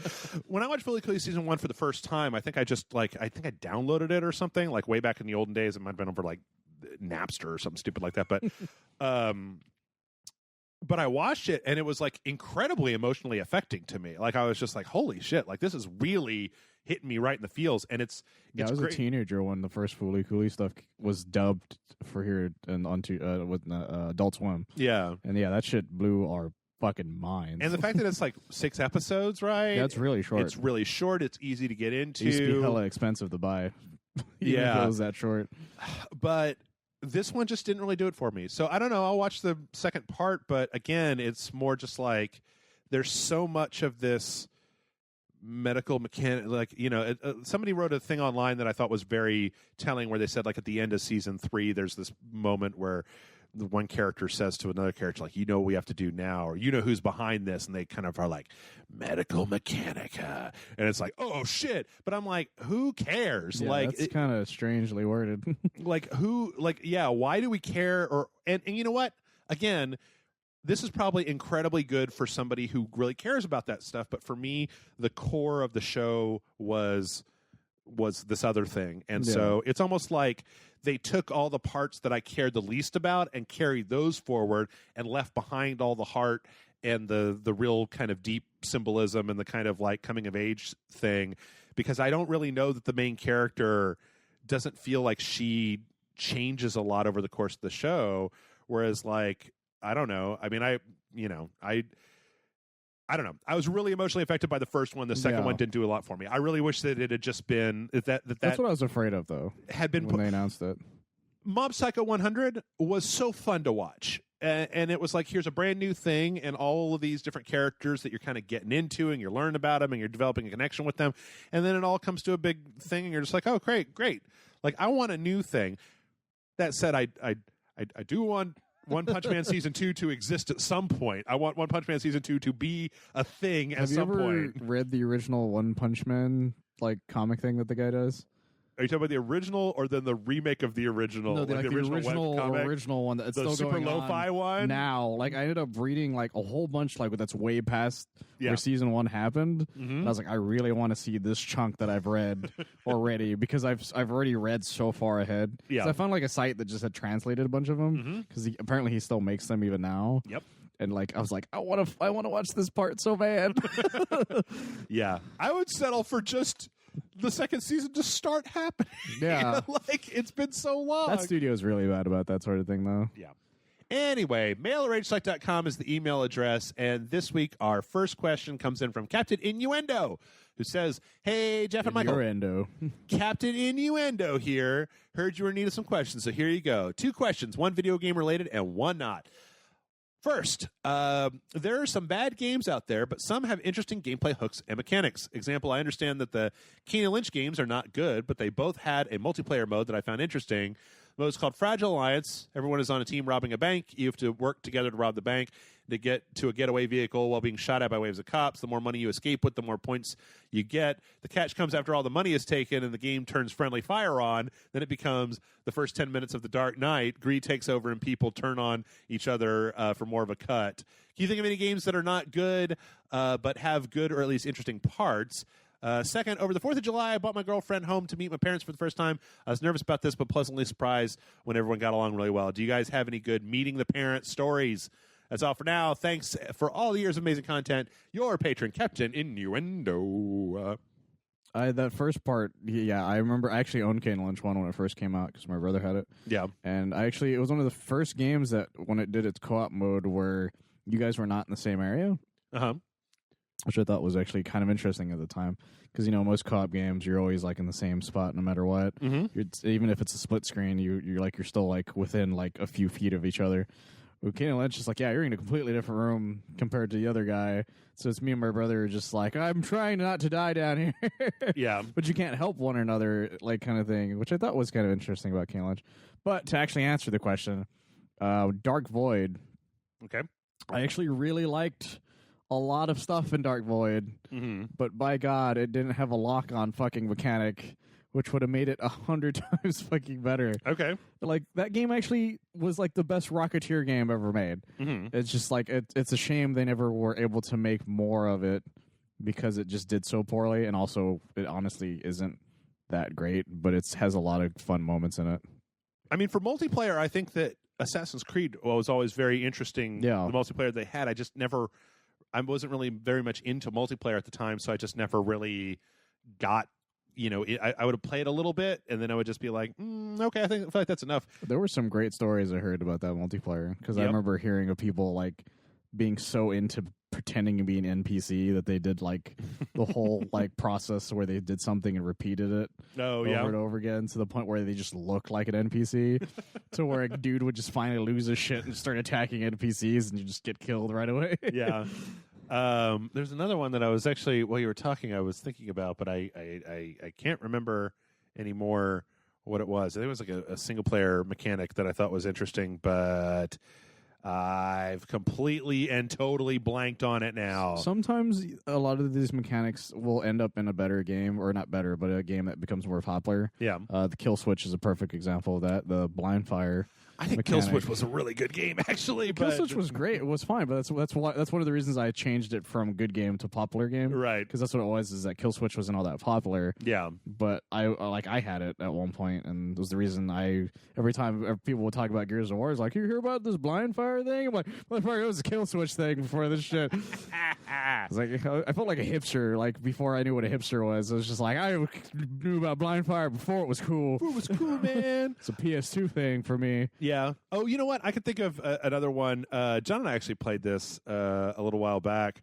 There's a Quantic Dream game called Omicron the Nomad Soul, and it had a mechanic where when you died, your soul would go to another NPC in the game, and then you just were controlling whoever that NPC was. Huh. And that was a really interesting mechanic. Also, David Bowie was in that game, so did not that know happened. Yeah. There's been a few out there. There's a game called there was a real old game called Jurassic Park Trespasser that was fucking terrible. Yeah. They spent a lot of money on it, though. Minnie Driver did all the voice acting for it. Really? Did not know that. It had a health system. It had no HUD, and the way that it worked was your character was a lady, and when you looked down, you could see your boobs, and your boobs had a heart tattoo on it that would get smaller and bigger depending on how much health you had. But one of the defining aspects of that game was that you could essentially hit a button, and then you could, like, you had a hand that you could just reach out and do things with. It was like you would hold down the right button to turn it, like surgery simulator almost, right? Which that's what made that game so fucking hard. Yeah, which like seems interesting for like physics puzzles or whatever. Remember there was a time when the video game industry was just like completely obsessed with the physics engines and physics puzzles. But the problem came that when you picked up a gun, you literally had to use this janky ass mechanic to move it around and try to aim down the iron sights with this completely... Imagine trying to shoot a gun in Surgery Simulator. Yeah. Like, it was kind of like that. By that same token, there was another game that was called... Was it Die by the Sword? Where you literally, like, your mouse controlled your sword arm. So to swing your sword, you literally moved your mouse from right to left, and there was a 1-to-1, I've got my hand out thing. So kind of like the way that Skyward Sword did. Okay. Like Red Steel. Yeah, except that it was like, as you can probably imagine from back in those days, it just made your character look like a fucking idiot because you're just wandering around and you're just like this big knight, right? Imagine if you're playing Dark Souls, but your right hand was just controlled by the mouse and you're just like, like waving this dumb sword around. There's also another one that was like, God, was it Nox? No. There was a game on the PC that I remember that used a glyph drawing system for magic. Yeah. Where you would just kind of pause and then draw the spell that you were going to cast, which I don't think works very well on a controller. Like I never thought that mechanic in Okami always felt like. I think the Switch had probably the best instances of that. Like the Wonderful 101 had you could use the giant gamepad on the Wii U. Oh yeah, to make make a circle to make the fist, and then make like this weird shape to make the bomb or the sword, that kind of thing. Yeah, which it worked really well once you got the hang of it, kind of thing. Oh, you know what I also thought was really interesting that I feel like never got a good chance was, in spite of everything, I really liked the idea in Mass Effect 3 of using the Kinect to just say the dialogue from your character instead of choosing it out of a menu. Yeah, there was another game that did that as well. I think it was Binary Domain. Yes, Binary Domain. Where you could also do that. Like you'd be like, "Hey, cover fire." That's right. Like you'd say it, but sometimes it wouldn't tell what the fuck you were saying. The main problem with the Mass Effect example was that you would say the dialogue that you wanted, and then Shepard would say the dialogue that you just said, and so it was like basically you're just repeating yourself over and over again. It would almost be better if you said the dialogue and then they just responded to it, which I think is what Binary Domain does, if I remember correctly. But then again, I didn't really play it that much. Binary Domain's amazing. I remember really good game. I remember a lot of people were really liking it. I never really got to play it that much because it was at my cousin's house. It's been on my short list of like sequential games for a while. The problem is that it's like 12 to 14 hours, but it's actually got a really good story, and it's a really good third-person action game, and it's always on sale for like dumb cheap, like really stupidly cheap on Steam. I don't know. I said that, and I'm bringing it up, and I'm going to type this in, and it's going to be like $60, $15 on. That's pretty cheap. It also is a pretty fun game. I mean, I don't know.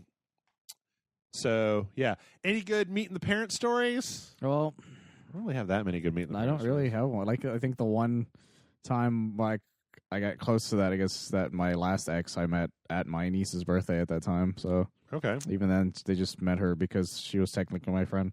I'm real good with parents because I'm polite. So it's not something that I've dealt with a whole shit ton, but I don't know. I mean, like I'm generally respectful of parents. Yeah, I try not to be an asshole. Right? Yeah. So it's a lot of yes ma'am, yes sirs for me, but that's just how I've been raised. Either way. Yeah. So also, it's worth like when I first met you, that's how I fucking talked. I've been friends with a lot of people's parents. Like there was a girl I had a crush on in high school, and we used to hang out all the time, and I knew her mom because her mom was like, "Hey, everybody can come over and party," and I was like, "All right." But yeah, nothing like interesting. Nothing I would ever tell as a story. Nothing like Meet the Fockers kind of levels of or Meet the Parents levels of Ben Stiller shenanigans. Yeah. Like I would never be like, "Oh man, I got to tell you this story. I gotta tell you the time I pissed off her grandma or something." I was like, well, that never happened because I'm not an asshole. Yeah. Oh, sorry. Thinking of another game. I was thinking about Fooly Cooly again. I just had a something. It's like how Scott Pilgrim uses video games, but it's not about video games. It's about Scott Pilgrim, the character, growing. That's the best equivalency that I can make for the first. That's pretty good, yeah. So, anyway, sorry. Septum Sin writes in and says, "Greetings, Jeff and Michael. I had written in on a previous occasion to talk about Overwatch and to ask why it's worth playing for a person not as interested in the usual multiplayer FPS experience. I've been considering trying to get the base version of the game and had two questions about it. One, do you feel there's any need to purchase the Game of the Year style release? Two, I recently watched a top 10 list of the most rude and terrible things one can do in a multiplayer game, and they said not using voice chat is one. You can as you cannot effectively coordinate a strategy with your teammates. Do you feel this is the case, that not using voice chat is considered rude? I know you've talked about not using voice chat at times, so I was curious about your thoughts, that I hate using voice chat. Thank you, as usual, for your time. Look forward to the next video. Your patron, Septum Sin. P.S. Have either of you had pet peeves like not using voice chat when it comes to multiplayer FPS games? All right. So First off, do you have Overwatch? Do you play Yes. Overwatch? Okay. I have the PS4 one. On the PS4, I don't think it's an option to not have the quote like the game of the year or like the collector's edition. Yeah, nowadays you have to. Like when it first came out, there was an option, but yeah. On the PC, you could still buy it for $40, the base one. The answer to your question is it depends on how you feel about costumes. What you're getting for that is a bunch of costumes. Well, you can still just buy the normal one, used or something. If you buy it on console, but that's Oh yeah, because it doesn't have like a season pass or anything. Or you can wait for it to be on sale. It's on sale a lot. Yeah, it goes on sale a lot. Like I think it was on sale not even that long ago. But yeah, it's mostly just costumes that you get. Mm-hmm. Like honestly, if there's like certain costumes that you want to get that's within it, then sure. But there's no reason to get it, honestly. I don't know if you can earn those costumes the hard way, like the Commander Morrison skin. Every costume, as far as I know, you can still earn technically. Like in some of the ones, you can just buy outright. Well, the seasonal ones are only available during those events, right? Well, later on, sometimes they'll just appear to where you can use the coins that you can get from the loot boxes to just buy them. Yes, but the event has to be going on. No, there was a time frame where you could just get them all at one point. Like during the anniversary thing, you could buy every single one of them. Okay, but during the anniversary event, yeah. So that's what I'm saying is that sometimes in certain times, right, you can just buy all of them at one point. I would be willing to bet that that's only during anniversary. That you can't buy anniversary skins during Halloween. Well, the thing is that some of them were ones that I thought you couldn't buy at all. Like one of them was the Olympics one. I wanted the McCree one for like fucking ever. Yeah, but you couldn't like even buy them for a long time, and then during a certain time frame. Just let me buy it. So sometimes you can just buy them. In any case, the answer is they're just skins. You're not missing any content or characters or anything like that. Yeah, unless you really want to just have a specific outfit, you don't really need it. I agree. As far as voice chat goes, that's a more interesting question. So, me personally, Overwatch is divided into quick play, arcade, and ranked. Arcade is just fun. That's what I usually play. It's just fun variants of the game. Yeah. Like the one that I like is where it's random heroes, where just every time you spawn as a different random hero, and whenever you die, you just go to the next one.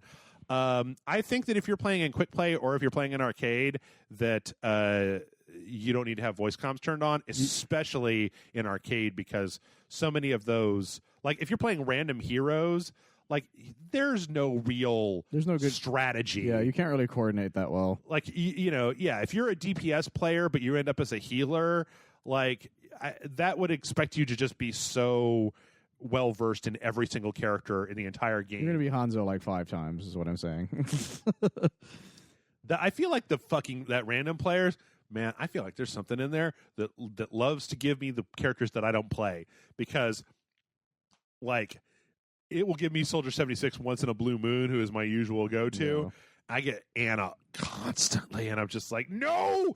Any other healer is fine, just not Anna. I'm not a sniper. I use McCree a lot, and it's like, here's Winston. I'm like, I don't fucking like using Winston. But like, as for voice chat itself, it all depends purely on what you feel like doing at that point. Like, do you want to be the dude who's like super coordinated with a team, then use voice chat. But if you're just like, I just want to play and I don't feel like talking to anybody, it's not necessarily rude to do that. It's rude if you go into like if you're super ranked, hardcore ranked match, yes, and there's a guy who's just constantly like, I need you guys to listen to me to help me out here. Mm-hmm. Then sure, it's kind of rude. But honestly, most shooters, you don't really need it. Especially deathmatch shooters, you don't need it for like 90% of deathmatch shooters. I think if you want to, like in ranked, you could turn it on so that you can hear it. Yeah. So you can hear what your team is doing. It would probably be good if you're going to be playing in ranked to have a mic, because you're playing in ranked, right? Also, if you're playing by yourself, it kind of varies. Like there were games that I would feel I had more fun with voice chat. Yeah. Like when the fuck that was the name of Anarchy Reigns.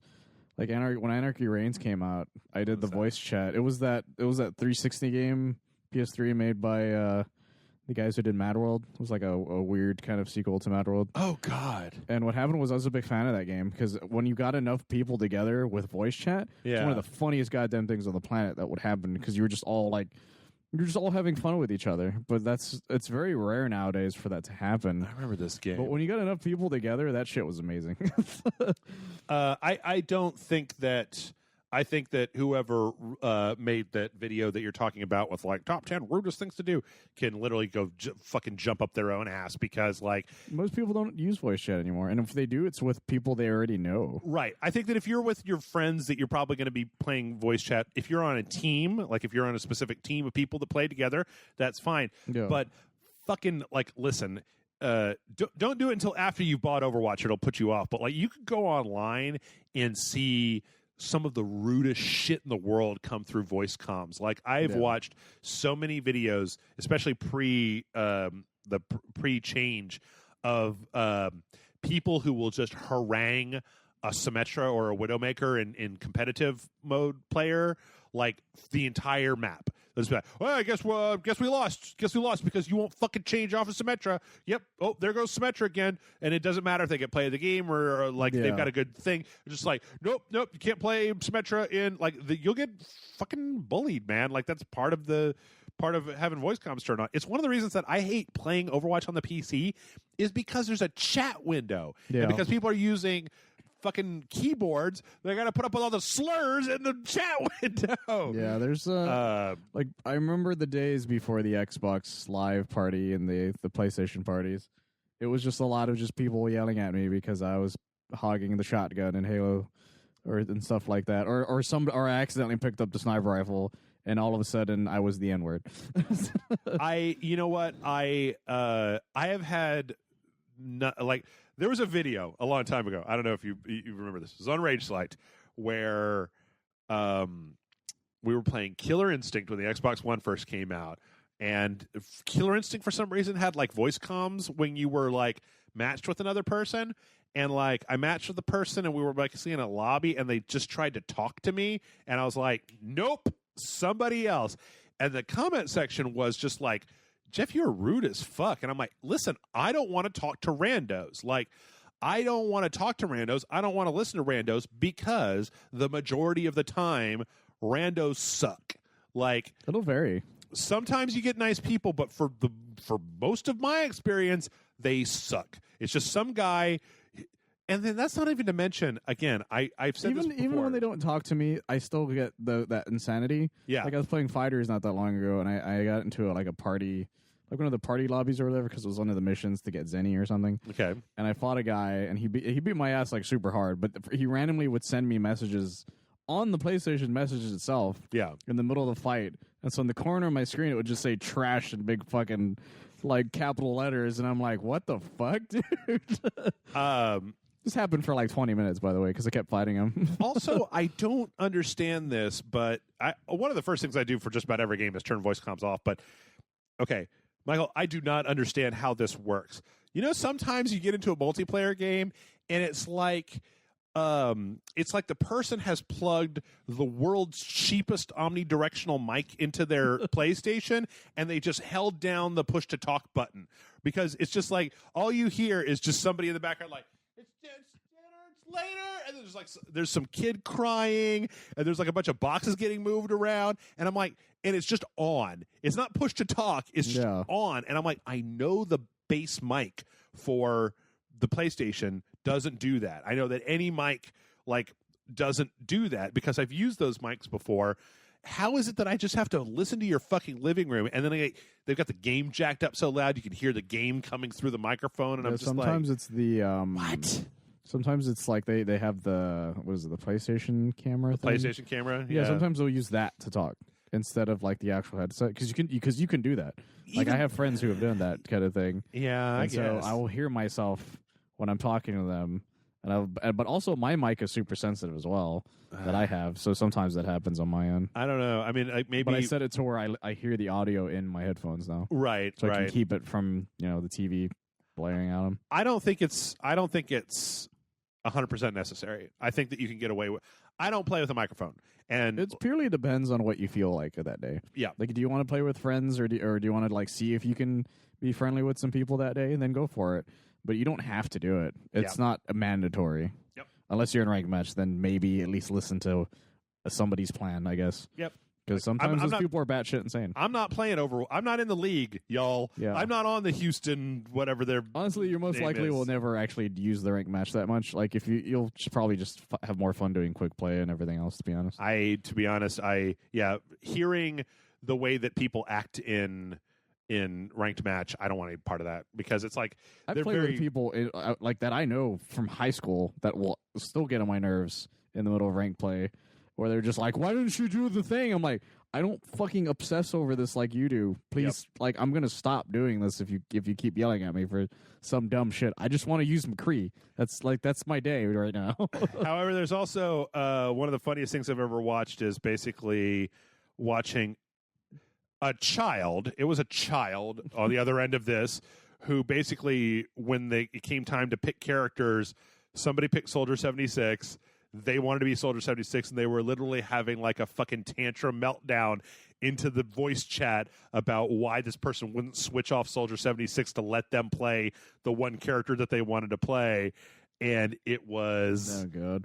Amazing. Yeah, like I have other characters. Like McCree is just the guy I go to right away. But so if somebody picks McCree, I have another character I can use. I have like 3 or 4 different characters I use. I'll play whoever. I don't give a fuck. Yeah, it's like yeah, I'll use fucking Reinhardt if you need a tank. But if you don't need a tank, I'm gonna show up as McCree. The only ones that I don't like are the snipers because I don't snipe very well. So like I'll try with Widowmaker. I'll give it my best. Like I don't throw. I'm not just gonna kill myself. Yeah. And I'll try with Anna, too, because she's got an okay rate of fire unzoomed, but All right. Our next question comes in from Vanish Knight. Vanish Knight says, hello, Jeff and Michael. I am not a fan of subscriptions for products that you can buy once and use forever. It feels like these companies are greedy and trying to take all of your money. Until I started working in the corporate world. I make maps for self-driving cars, and the world changes, which means that we have to update these maps. Once my company releases the product I'm working on, they will charge a subscription service to continually fund an ever-changing map. This gets me thinking, does charging a subscription service for video games that constantly add Okay, is it better? I'm just going to rephrase this because this phrase will work. Yeah, because I'm reading it too. Is it better to charge a subscription service for video games that constantly add content, or is paying per DLC preferable? Sincerely, Vanish Knight. That one kind of depends because, like as we were mentioning with the World of Warcraft thing, when it comes to an MMO, then a subscription makes sense for something like that because it's a lot of upkeep more than anything. Yeah. Whereas when it comes to just DLC stuff, like if I'm more than down nowadays for season passes, as long as they continue working on that game to keep it up to date, then I'm totally down with that. But it all depends on it. Like fighting games are really really big about that sort of thing nowadays. Yeah, but the season passes and the DLCs keep them able to make more patches and updates and stuff to it. Yeah. So it really depends. To be honest, I'm gonna go with your answer and say it really depends. It depends mostly for me on the company and what they need. Like if you're charging a subscription service, I feel like you need a higher rate of content coming at me. Like if I'm paying every month, I better be getting something every month, or there better be a damn good reason for me to be paying for it. For the most part, though, if it's a single player game, I think the DLC is better because DLC will eventually get swept up into a full, like the Divinity 2, Masters Edition, right? That has all the DLC. Whereas subscription services, I don't know. The only thing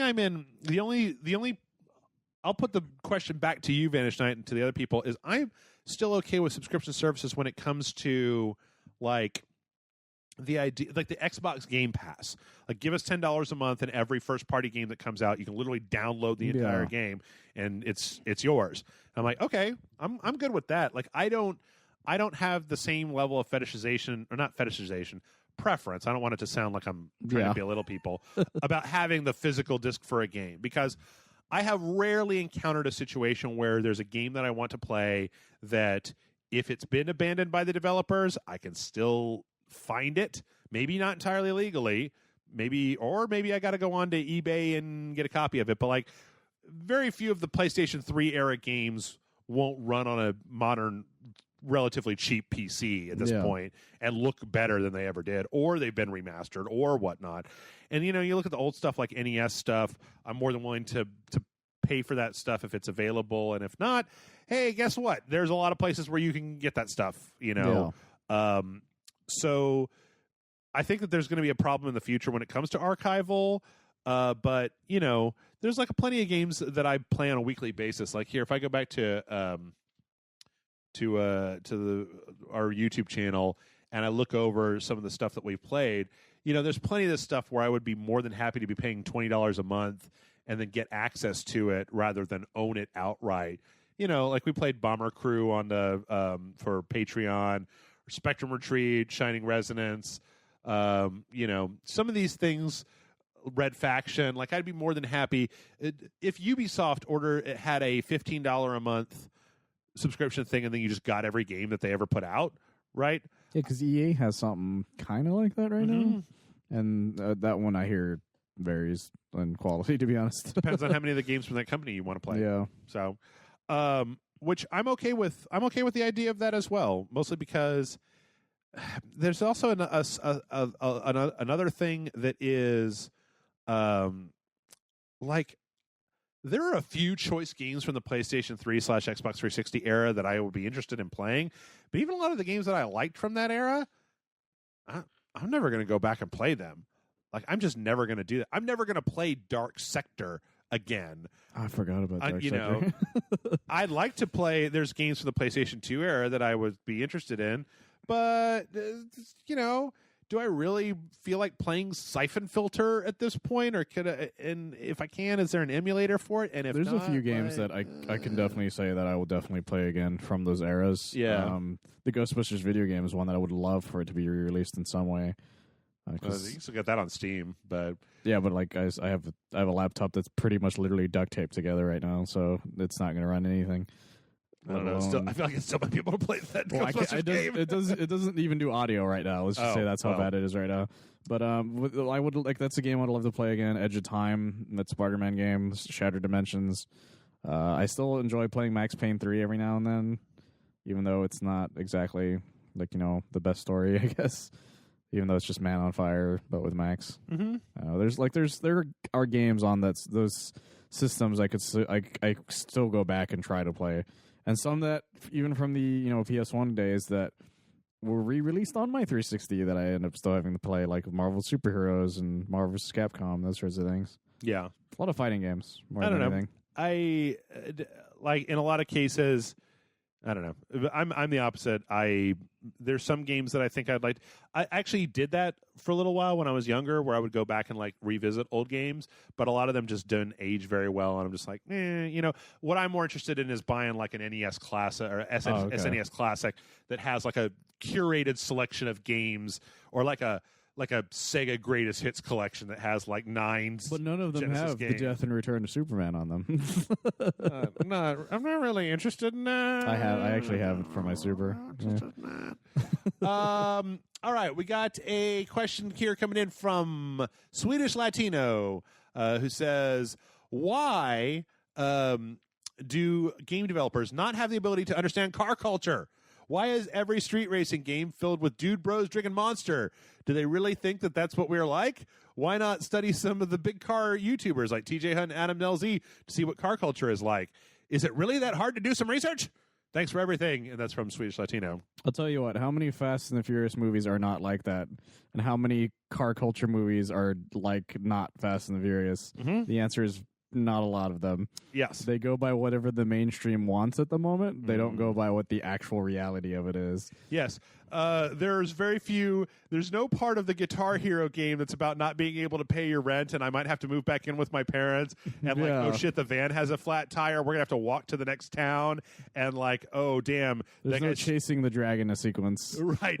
There's no, I've almost got the dragon stand. The club owner is screwing us out of our cash for the evening. You were paid in spaghetti that day. Right. That kind of thing. Yeah. Like, because that part's not interesting and that apparently... You know what? Apparently, the people... Well, it's funny because I feel like Gran Turismo wasn't that. It wasn't, but also they don't make them that often compared to Right. dude bro ones. And base Forza, not Horizon, but base Forza, I feel like isn't that like the Crew and well, Forza Horizon is. All the ones he's mentioning are mostly like Need for Speed and the Crew and stuff. Those are all the dude bro. Like they're designed to be the dude bro Fast and Furious films nowadays, at least.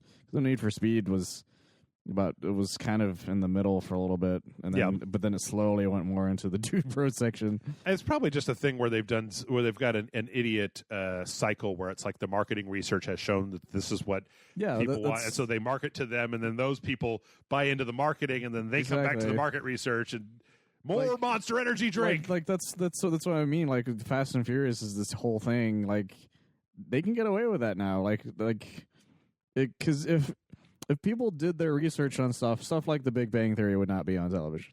That kind of thing. Like, it's just one of those things. It's like, they're not going to do that research. Like, I'm sorry, but that's just true. Well, the company doesn't care about the super facts of your racing culture. Yeah. It's selling an image more than it is selling reality. Exactly. Like, there are games that will sell you the reality, but they're not usually marketed that well. Project Cars, stuff like that. And a lot of times they don't make a lot of them. Mm-hmm. Like there were quite a few of them in the PS2 area. Mm-hmm. Quite a few of them that weren't dude bro whatever. One of them was like the cell shading thing that I don't remember the name of it. My brother had it, and it even had a DeLorean in it, if I remember correctly. Oh, I know the game you're talking about. I think that came in from Disney when they through one of their weird, like, we're going to buy game studios, make them make a game. They're going to make the game we asked them to make, and then we're going to disband them because it didn't sell like Call of Duty or something like that. Exactly. Like a lot of games like those existed, but they just didn't sell nearly as well as Dude Bro Need for Speed. Speaking of PlayStation 2 games that I would play again, fucking Burnout 3 Takedown. Yeah. If they would remaster that shit and put it out, I would play it in a heartbeat. Absolutely. Paradise City is nothing compared to Burnout 3 Takedown. Damn. And the soundtrack on that motherfucker? I'm going to go listen to the soundtrack of that motherfucker. Well, yeah, that's my answer, at least, is that they don't care. Yeah. I think that what they're doing, again, they're selling a fantasy. They're not selling reality. Yeah. If a person who thinks that racing is like the Fast and the Furious with girls in tight shorts and a bunch of guys, I'm so macho, and everybody's drinking. Family, and then and then they hit a button, and then they go fucking warp speed or some shit. Right. And if they buy a game that says, here's racing, and it's totally different, they're going to be like, what the fuck is this? Like, where's the Monster Energy drinks? Like, I remember what Need for Speed, a Need for Speed Underground. I think that was one of the first times it was going to dude bro territory, because Fast and the Furious had just came out like the year or something, two before that.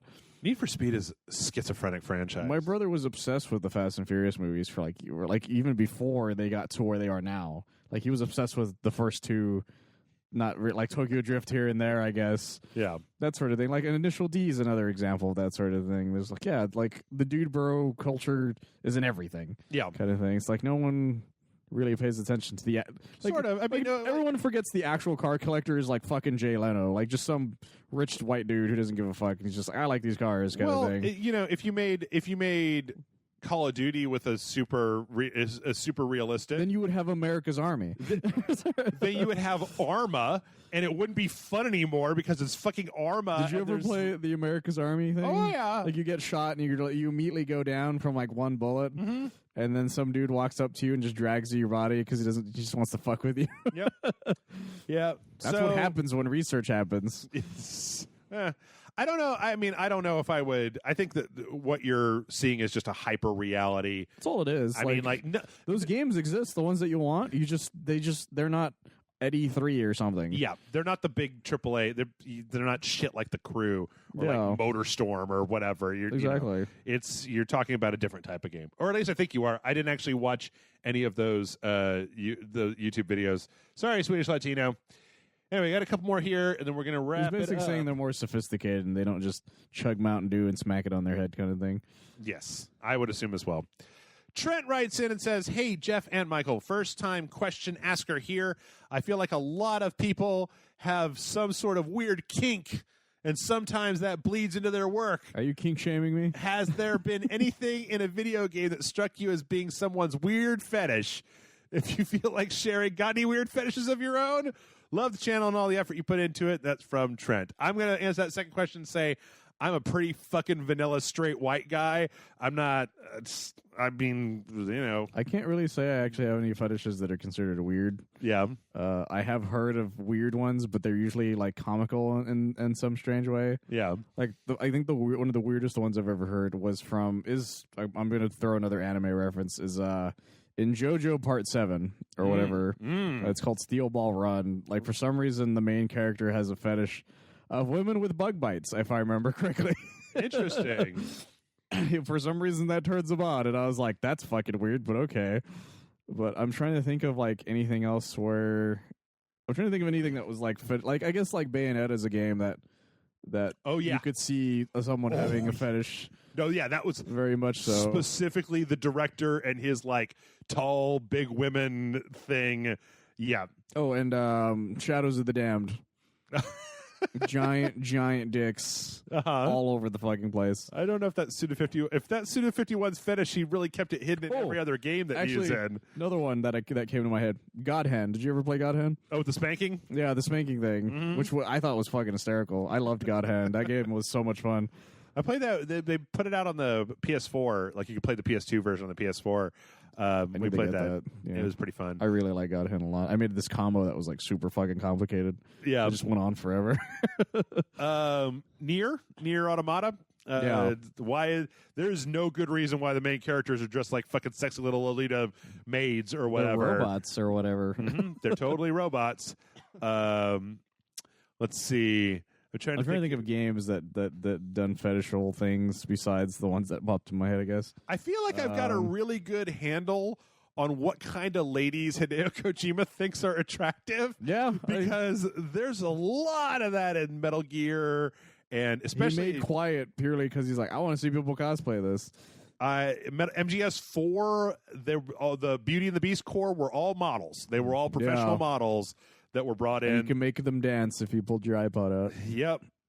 That was fun, actually. I love that. Boy, that was weird. Hideo Kojima's a fucking weirdo. He's a fucking weirdo, man. I love him. He's a weirdo, though. I love that dude, but he's a fucking weird motherfucker. Yeah. If he didn't make games, that dude would be like arrested 1,000,000 times over. Yep. Let's see.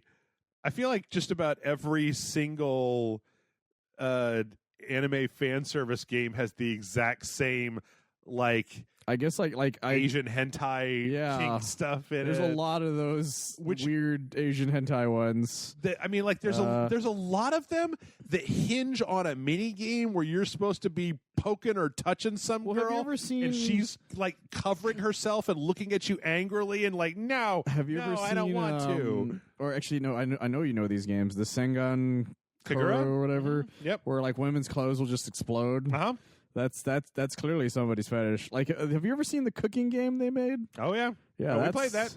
We that played one it for Patreon. Yep. That one is holy fucking shit. That one is somebody's fetish. Yep. Because goddamn. Yep. I'm trying to think of it. I guess if we want to mention movies at one point, we can always just mention Quentin Tarantino's full foot fetish. Yeah. Very clearly. Yeah. I'm trying to think. And people were in the hands. People were really in the hands. There's a lot of... But why male models? I don't know. I'm thinking of so many of those fan service games that are just, I don't know. There's a weird kind of like... Well, fan service in its own thing non-consensual thing. Well, fan service is... There's a reason fan service exists because people have some weird fucking fetishes. That's why I can't really show anyone No Game, No Life, that anime, because it is just the most fucking awkward thing on the planet. Yeah.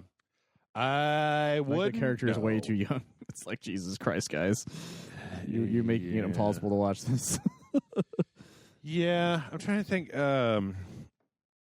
But gaming-wise, those are the ones that we mentioned are probably pretty much one of the only ones I can think of. Suda51's pretty pervy. I was just thinking of how Killer is Dead has the gigolo vision. Yeah, whatever. I remember they got in so much trouble for that, too. I think, and then I don't know if it's James Gunn or Suda51, but there's some cheerleader thing going on in fucking Lollipop Chainsaw. Lollipop Chainsaw is just fun, though. Like, James Gunn's fingerprints are on that thing. You can tell by its soundtrack. Yeah. Very much so. Even more so now that Guardians of the Galaxy came out.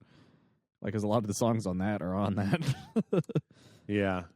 Anyway, one more question, then we're going to get out Either of here. way, it's Japan 90% of the time. That's it. This one comes in from Chris. Chris says, hey, Jeff and Michael, real quick questions for you. I'm in the Army, and I'm deploying really soon, so I thought I'd write one last question before I leave and miss out on your awesome content. They don't let you have podcasts? This came in. I don't know if this is going to reach you in time. Anyway, Jeff, you have mentioned in the past many times that you've had roommates before. So have I. Luckily, they were my good friends, so no big arguments, but I wonder the question. Pretend you're single. What is one video game character that you would choose to be roommates with for one full year? Must be originally from a video game. They don't have to work but have money so they can help pay for rent. If they live a dangerous lifestyle in the video game world, it would carry over, or it wouldn't carry over. Wait, if they live a dangerous lifestyle in video game world, it carry over. I don't think it's meant to say wouldn't carry over. So you're safe from bad guys. And no, you can't have sex with the character. So no, Laura, for just that reason. For me, it would be Nathan Drake. Seems like a cool dude to chill with, throw parties, and invite beautiful girls. Also, he seems not too messy. Thanks for all your hard work you do. I'll listen and watch your videos forever. Your internet friend, Chris. This is a question with like a million answers. Like that's a tough one though. When it comes to an actual roommate, that would be an actual good roommate. Kazuma Kiryu. That dude is he's going to be real stoic, and he's going to watch TV, and he's going to smoke a lot, and I'm going to be like, Kazuma, you want to go to the bar? And he's like, yes. And then he's going to do karaoke with you. Yep, and he's going to be like, highway to... and then maybe he'll invite Goro Majima over, and we can have ourselves a party. Oh, dear. We have a drinking contest with the fucking the Dragon of Dojima and fucking Majima. So. I like the idea of Nathan Drake, but he would be such a smartass. I don't know how long I would be able to deal with that. I don't want to deal with Nathan Drake for a year. Fuck that. Yeah, guy. I don't know how long I could deal with a person like Nathan Drake. And like Link would be an interesting answer, only because he would just talk and yeah. Like, you pay the rent? Yeah. It's like, okay. But I don't know. That's I feel like Max Payne would be a very bad roommate. Oh, Max Payne. Just be drunk and covered in painkillers. He's he's talking to himself all the time. Just like, I got up this morning. Yeah, I mean, by the same token, I mean, like, I don't feel like having Solid Snake would be a good roommate. He doesn't have that much of a. I mean, he's got a personality. He'd be really good with dogs. Yeah, that's true. Yeah, that's true. He'd smoke a lot. That's Boss, right? Smoke a shit ton. Yeah. Old Snake, maybe? Tom Selleck mustache Snake? Otacon would be an interesting roommate. Oh, fuck him. I don't want to live with Otacon. He's always fucking whining about some shit. He's just going to be like, there's no eggs! The only problem, the problem with Otacon is everyone he's ever, like, had any normal relationship with has died on him. Yeah. Like, literally every single one of them except for, like, one person. I was thinking, like, maybe Doom Marine, but that would be really just a Doom guy? Exhausting. Duke Nukem would be exhausting. He would just be kicking doors open all the time and just, like, not saying anything. Duke Nukem. I feel like Duke Nukem would be an interesting roommate. Yeah. Because he would be speaking in like 90% movie quotes. Yeah. And you would just be like, Duke, are you secretly a giant nerd? Maybe he has like a DVD collection full of like John Carpenter films. I would put old Kratos on the list, but not young Kratos. Young Kratos is... Okay, that's a good example. Older Nathan Drake would be a better roommate. Uncharted 4? Uncharted 4 Nathan Drake would be a pretty cool dude because he would be just at that point, he wouldn't want to do all the crazy shit young Nathan Drake does. If I was going to pick somebody from the Uncharted series, I'd pick Sully, man. I'd love to have Sully as a roommate. Sully would be pretty rad. He'd be like, hey, what are we doing tonight? And I'm like, Sully, I'm tired, man. Like, let's go to the clubs. And all right, Sully, let's go to the clubs. Sully would make you do so much soulful shit. I mean, like Nathan Drake, he's always just doing his own thing. I'm like, Sully seems like a cool dude to hang out with. I'm trying to think of some other characters. You said they had to be originally from it. I'm trying to think, like, well, Luigi has a mansion. I don't want any of them. He's got a ghost dog, too, if you beat the second game. Fucking Mario. But, okay, but if Luigi was your roommate, are you talking about, like, it looks like Luigi, or that it looks like it's like a tall man with a mustache and green overalls? Who just... That's a tough one on that one. Does he look like cartoon Luigi? Right. A normal Italian-looking dude or John Leguizamo? Exactly. Like, which one of those would I want to actually live with? That's a tough one. Maybe Bob Hoskins. I'm trying to think of some of the more charming characters that I've come across in video games. There's a lot of RPG characters that would be interesting. Like hang out with Barrett from Final Fantasy VII, giant gun arm. I think I want Auron. He just keeps himself mostly, and I'd be like, you were over there. You were over there, and I'm over here. Maybe Sora from Kingdom Hearts. Just really annoying. Oh, fuck no. I mean, he's like go fight the darkness. He's 90% foot. You just be stepping on his feet all the time. Also, he's like 14. Yeah, fuck that. Ugh, gross. Last thing in the world I'd want would be a 14-year-old anime character in my house. Just be like, Jesus. What about? I'm trying to think of like other characters that like I can think. Like Marcus Phoenix would be a very strange one. Fuck that too. Yeah, I don't want any part of that. I'm trying to think of Have you ever read the webcomic Manly Guys Doing Manly Things? No. It's about a guy who's like from the future who tries helping like violent video game characters Okay. like get better jobs and stuff, or like get jobs and stuff. Yeah. And I'm trying to I keep like their personality versions are blending in to like my thought process. Interesting. Because they're these weird like almost like a little more interesting versions of these characters. Like that's where that Duke Nukem thing popped in my head because there's one of the characters is like, I'd love to hang out with Duke Nukem, but I think he's just too cool. It's like, are you kidding? All he talks about is movie quotes. You know who would be the greatest video game roommate of all time? Who? Is it Kirby? No, not Nico Kirby. Bellic. No, it would be his cousin.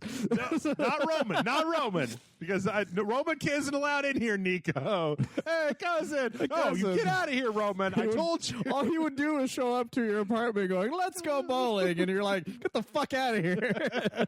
Nico seems like just such a laid back guy, right? That he could just be like, maybe Fat Tony.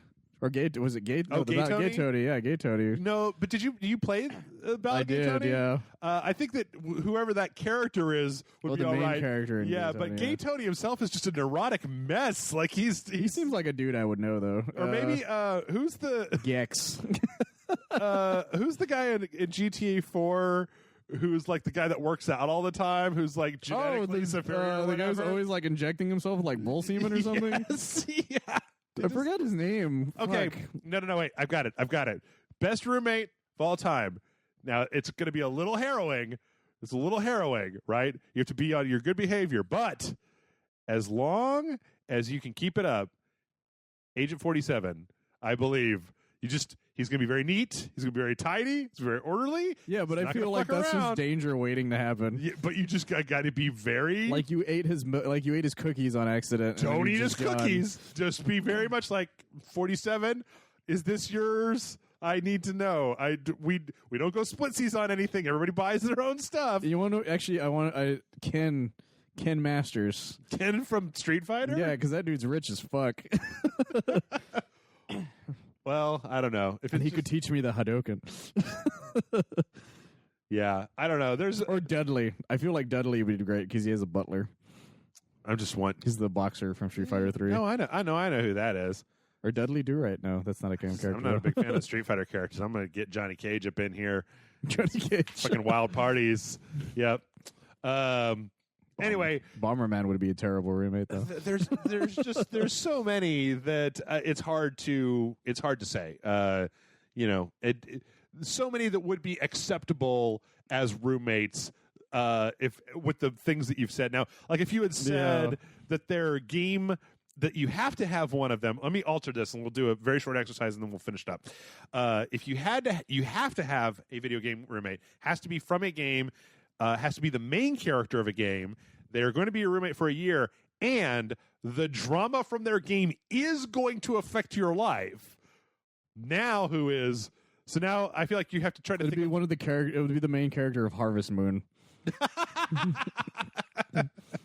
That's pretty at that point, it's just like he's just bringing me eggs and shit. It's a sim from The Sims, because at least that's real life bullshit and not like. Yeah, but that dude's a crazy person though. Like if you just like pees on the floor, you just sets the toaster on fire a lot. But. Yeah, like he's always almost gonna get you killed. Like minimum is the thing. Like that dude doesn't know how to clean unless you tell him to do things. Is the other thing. So. But he will do it if you tell him to do things. So. Yeah, but he also will like never clean his own room if you don't mention it at any point. I guess what we're asking, and if he doesn't get a bed, he's just gonna fucking die. Who's the most boring character in video games? Like, what's the most boring main character in any video games? Is that the one you had the least amount of trouble with, or maybe? Well, that's why I mentioned the Harvest Moon dude, because he's just a farmer. Yeah, like he's just like he would just be like, oh, I'm just gonna go fucking pick my flowers or whatever, and be like, oh, see you later, I guess. Yeah. It'd probably be Animal Crossing, maybe. Yeah, an Animal Crossing character. He comes back with a bunch of sharks. You're like, I caught a bunch of sharks. I'm going to go sell these for bells. You're like, okay, I guess. Aren't they endangered? Don't worry about it. I'm just going to say maybe one of the crazy ladies from Senran Kagura, because they only tend to fight each other. And if they've got one of the characters from Crazy Taxi, an army of boob ninjas just invade my living room every 3 days, that's okay. And that is the show. Sonic the Hedgehog would be interesting. Boo. Michael, tell the people where they can find you on the internet. You can find me on oneofus.net. We just recently did a review for Mamma Mia 2. And I'm supposed to watch Teen Titans Go on Tuesday, so look out for that one. Okay. There you go. As for this show, you know where to find it because you're listening to it right now. Mail at rageslite.com is the email address. Please send in your questions. We always love the questions. We need the questions. We crave the questions. Questions. And with that, we are done. I still don't have a sign off. Let's go bowling. Cousin.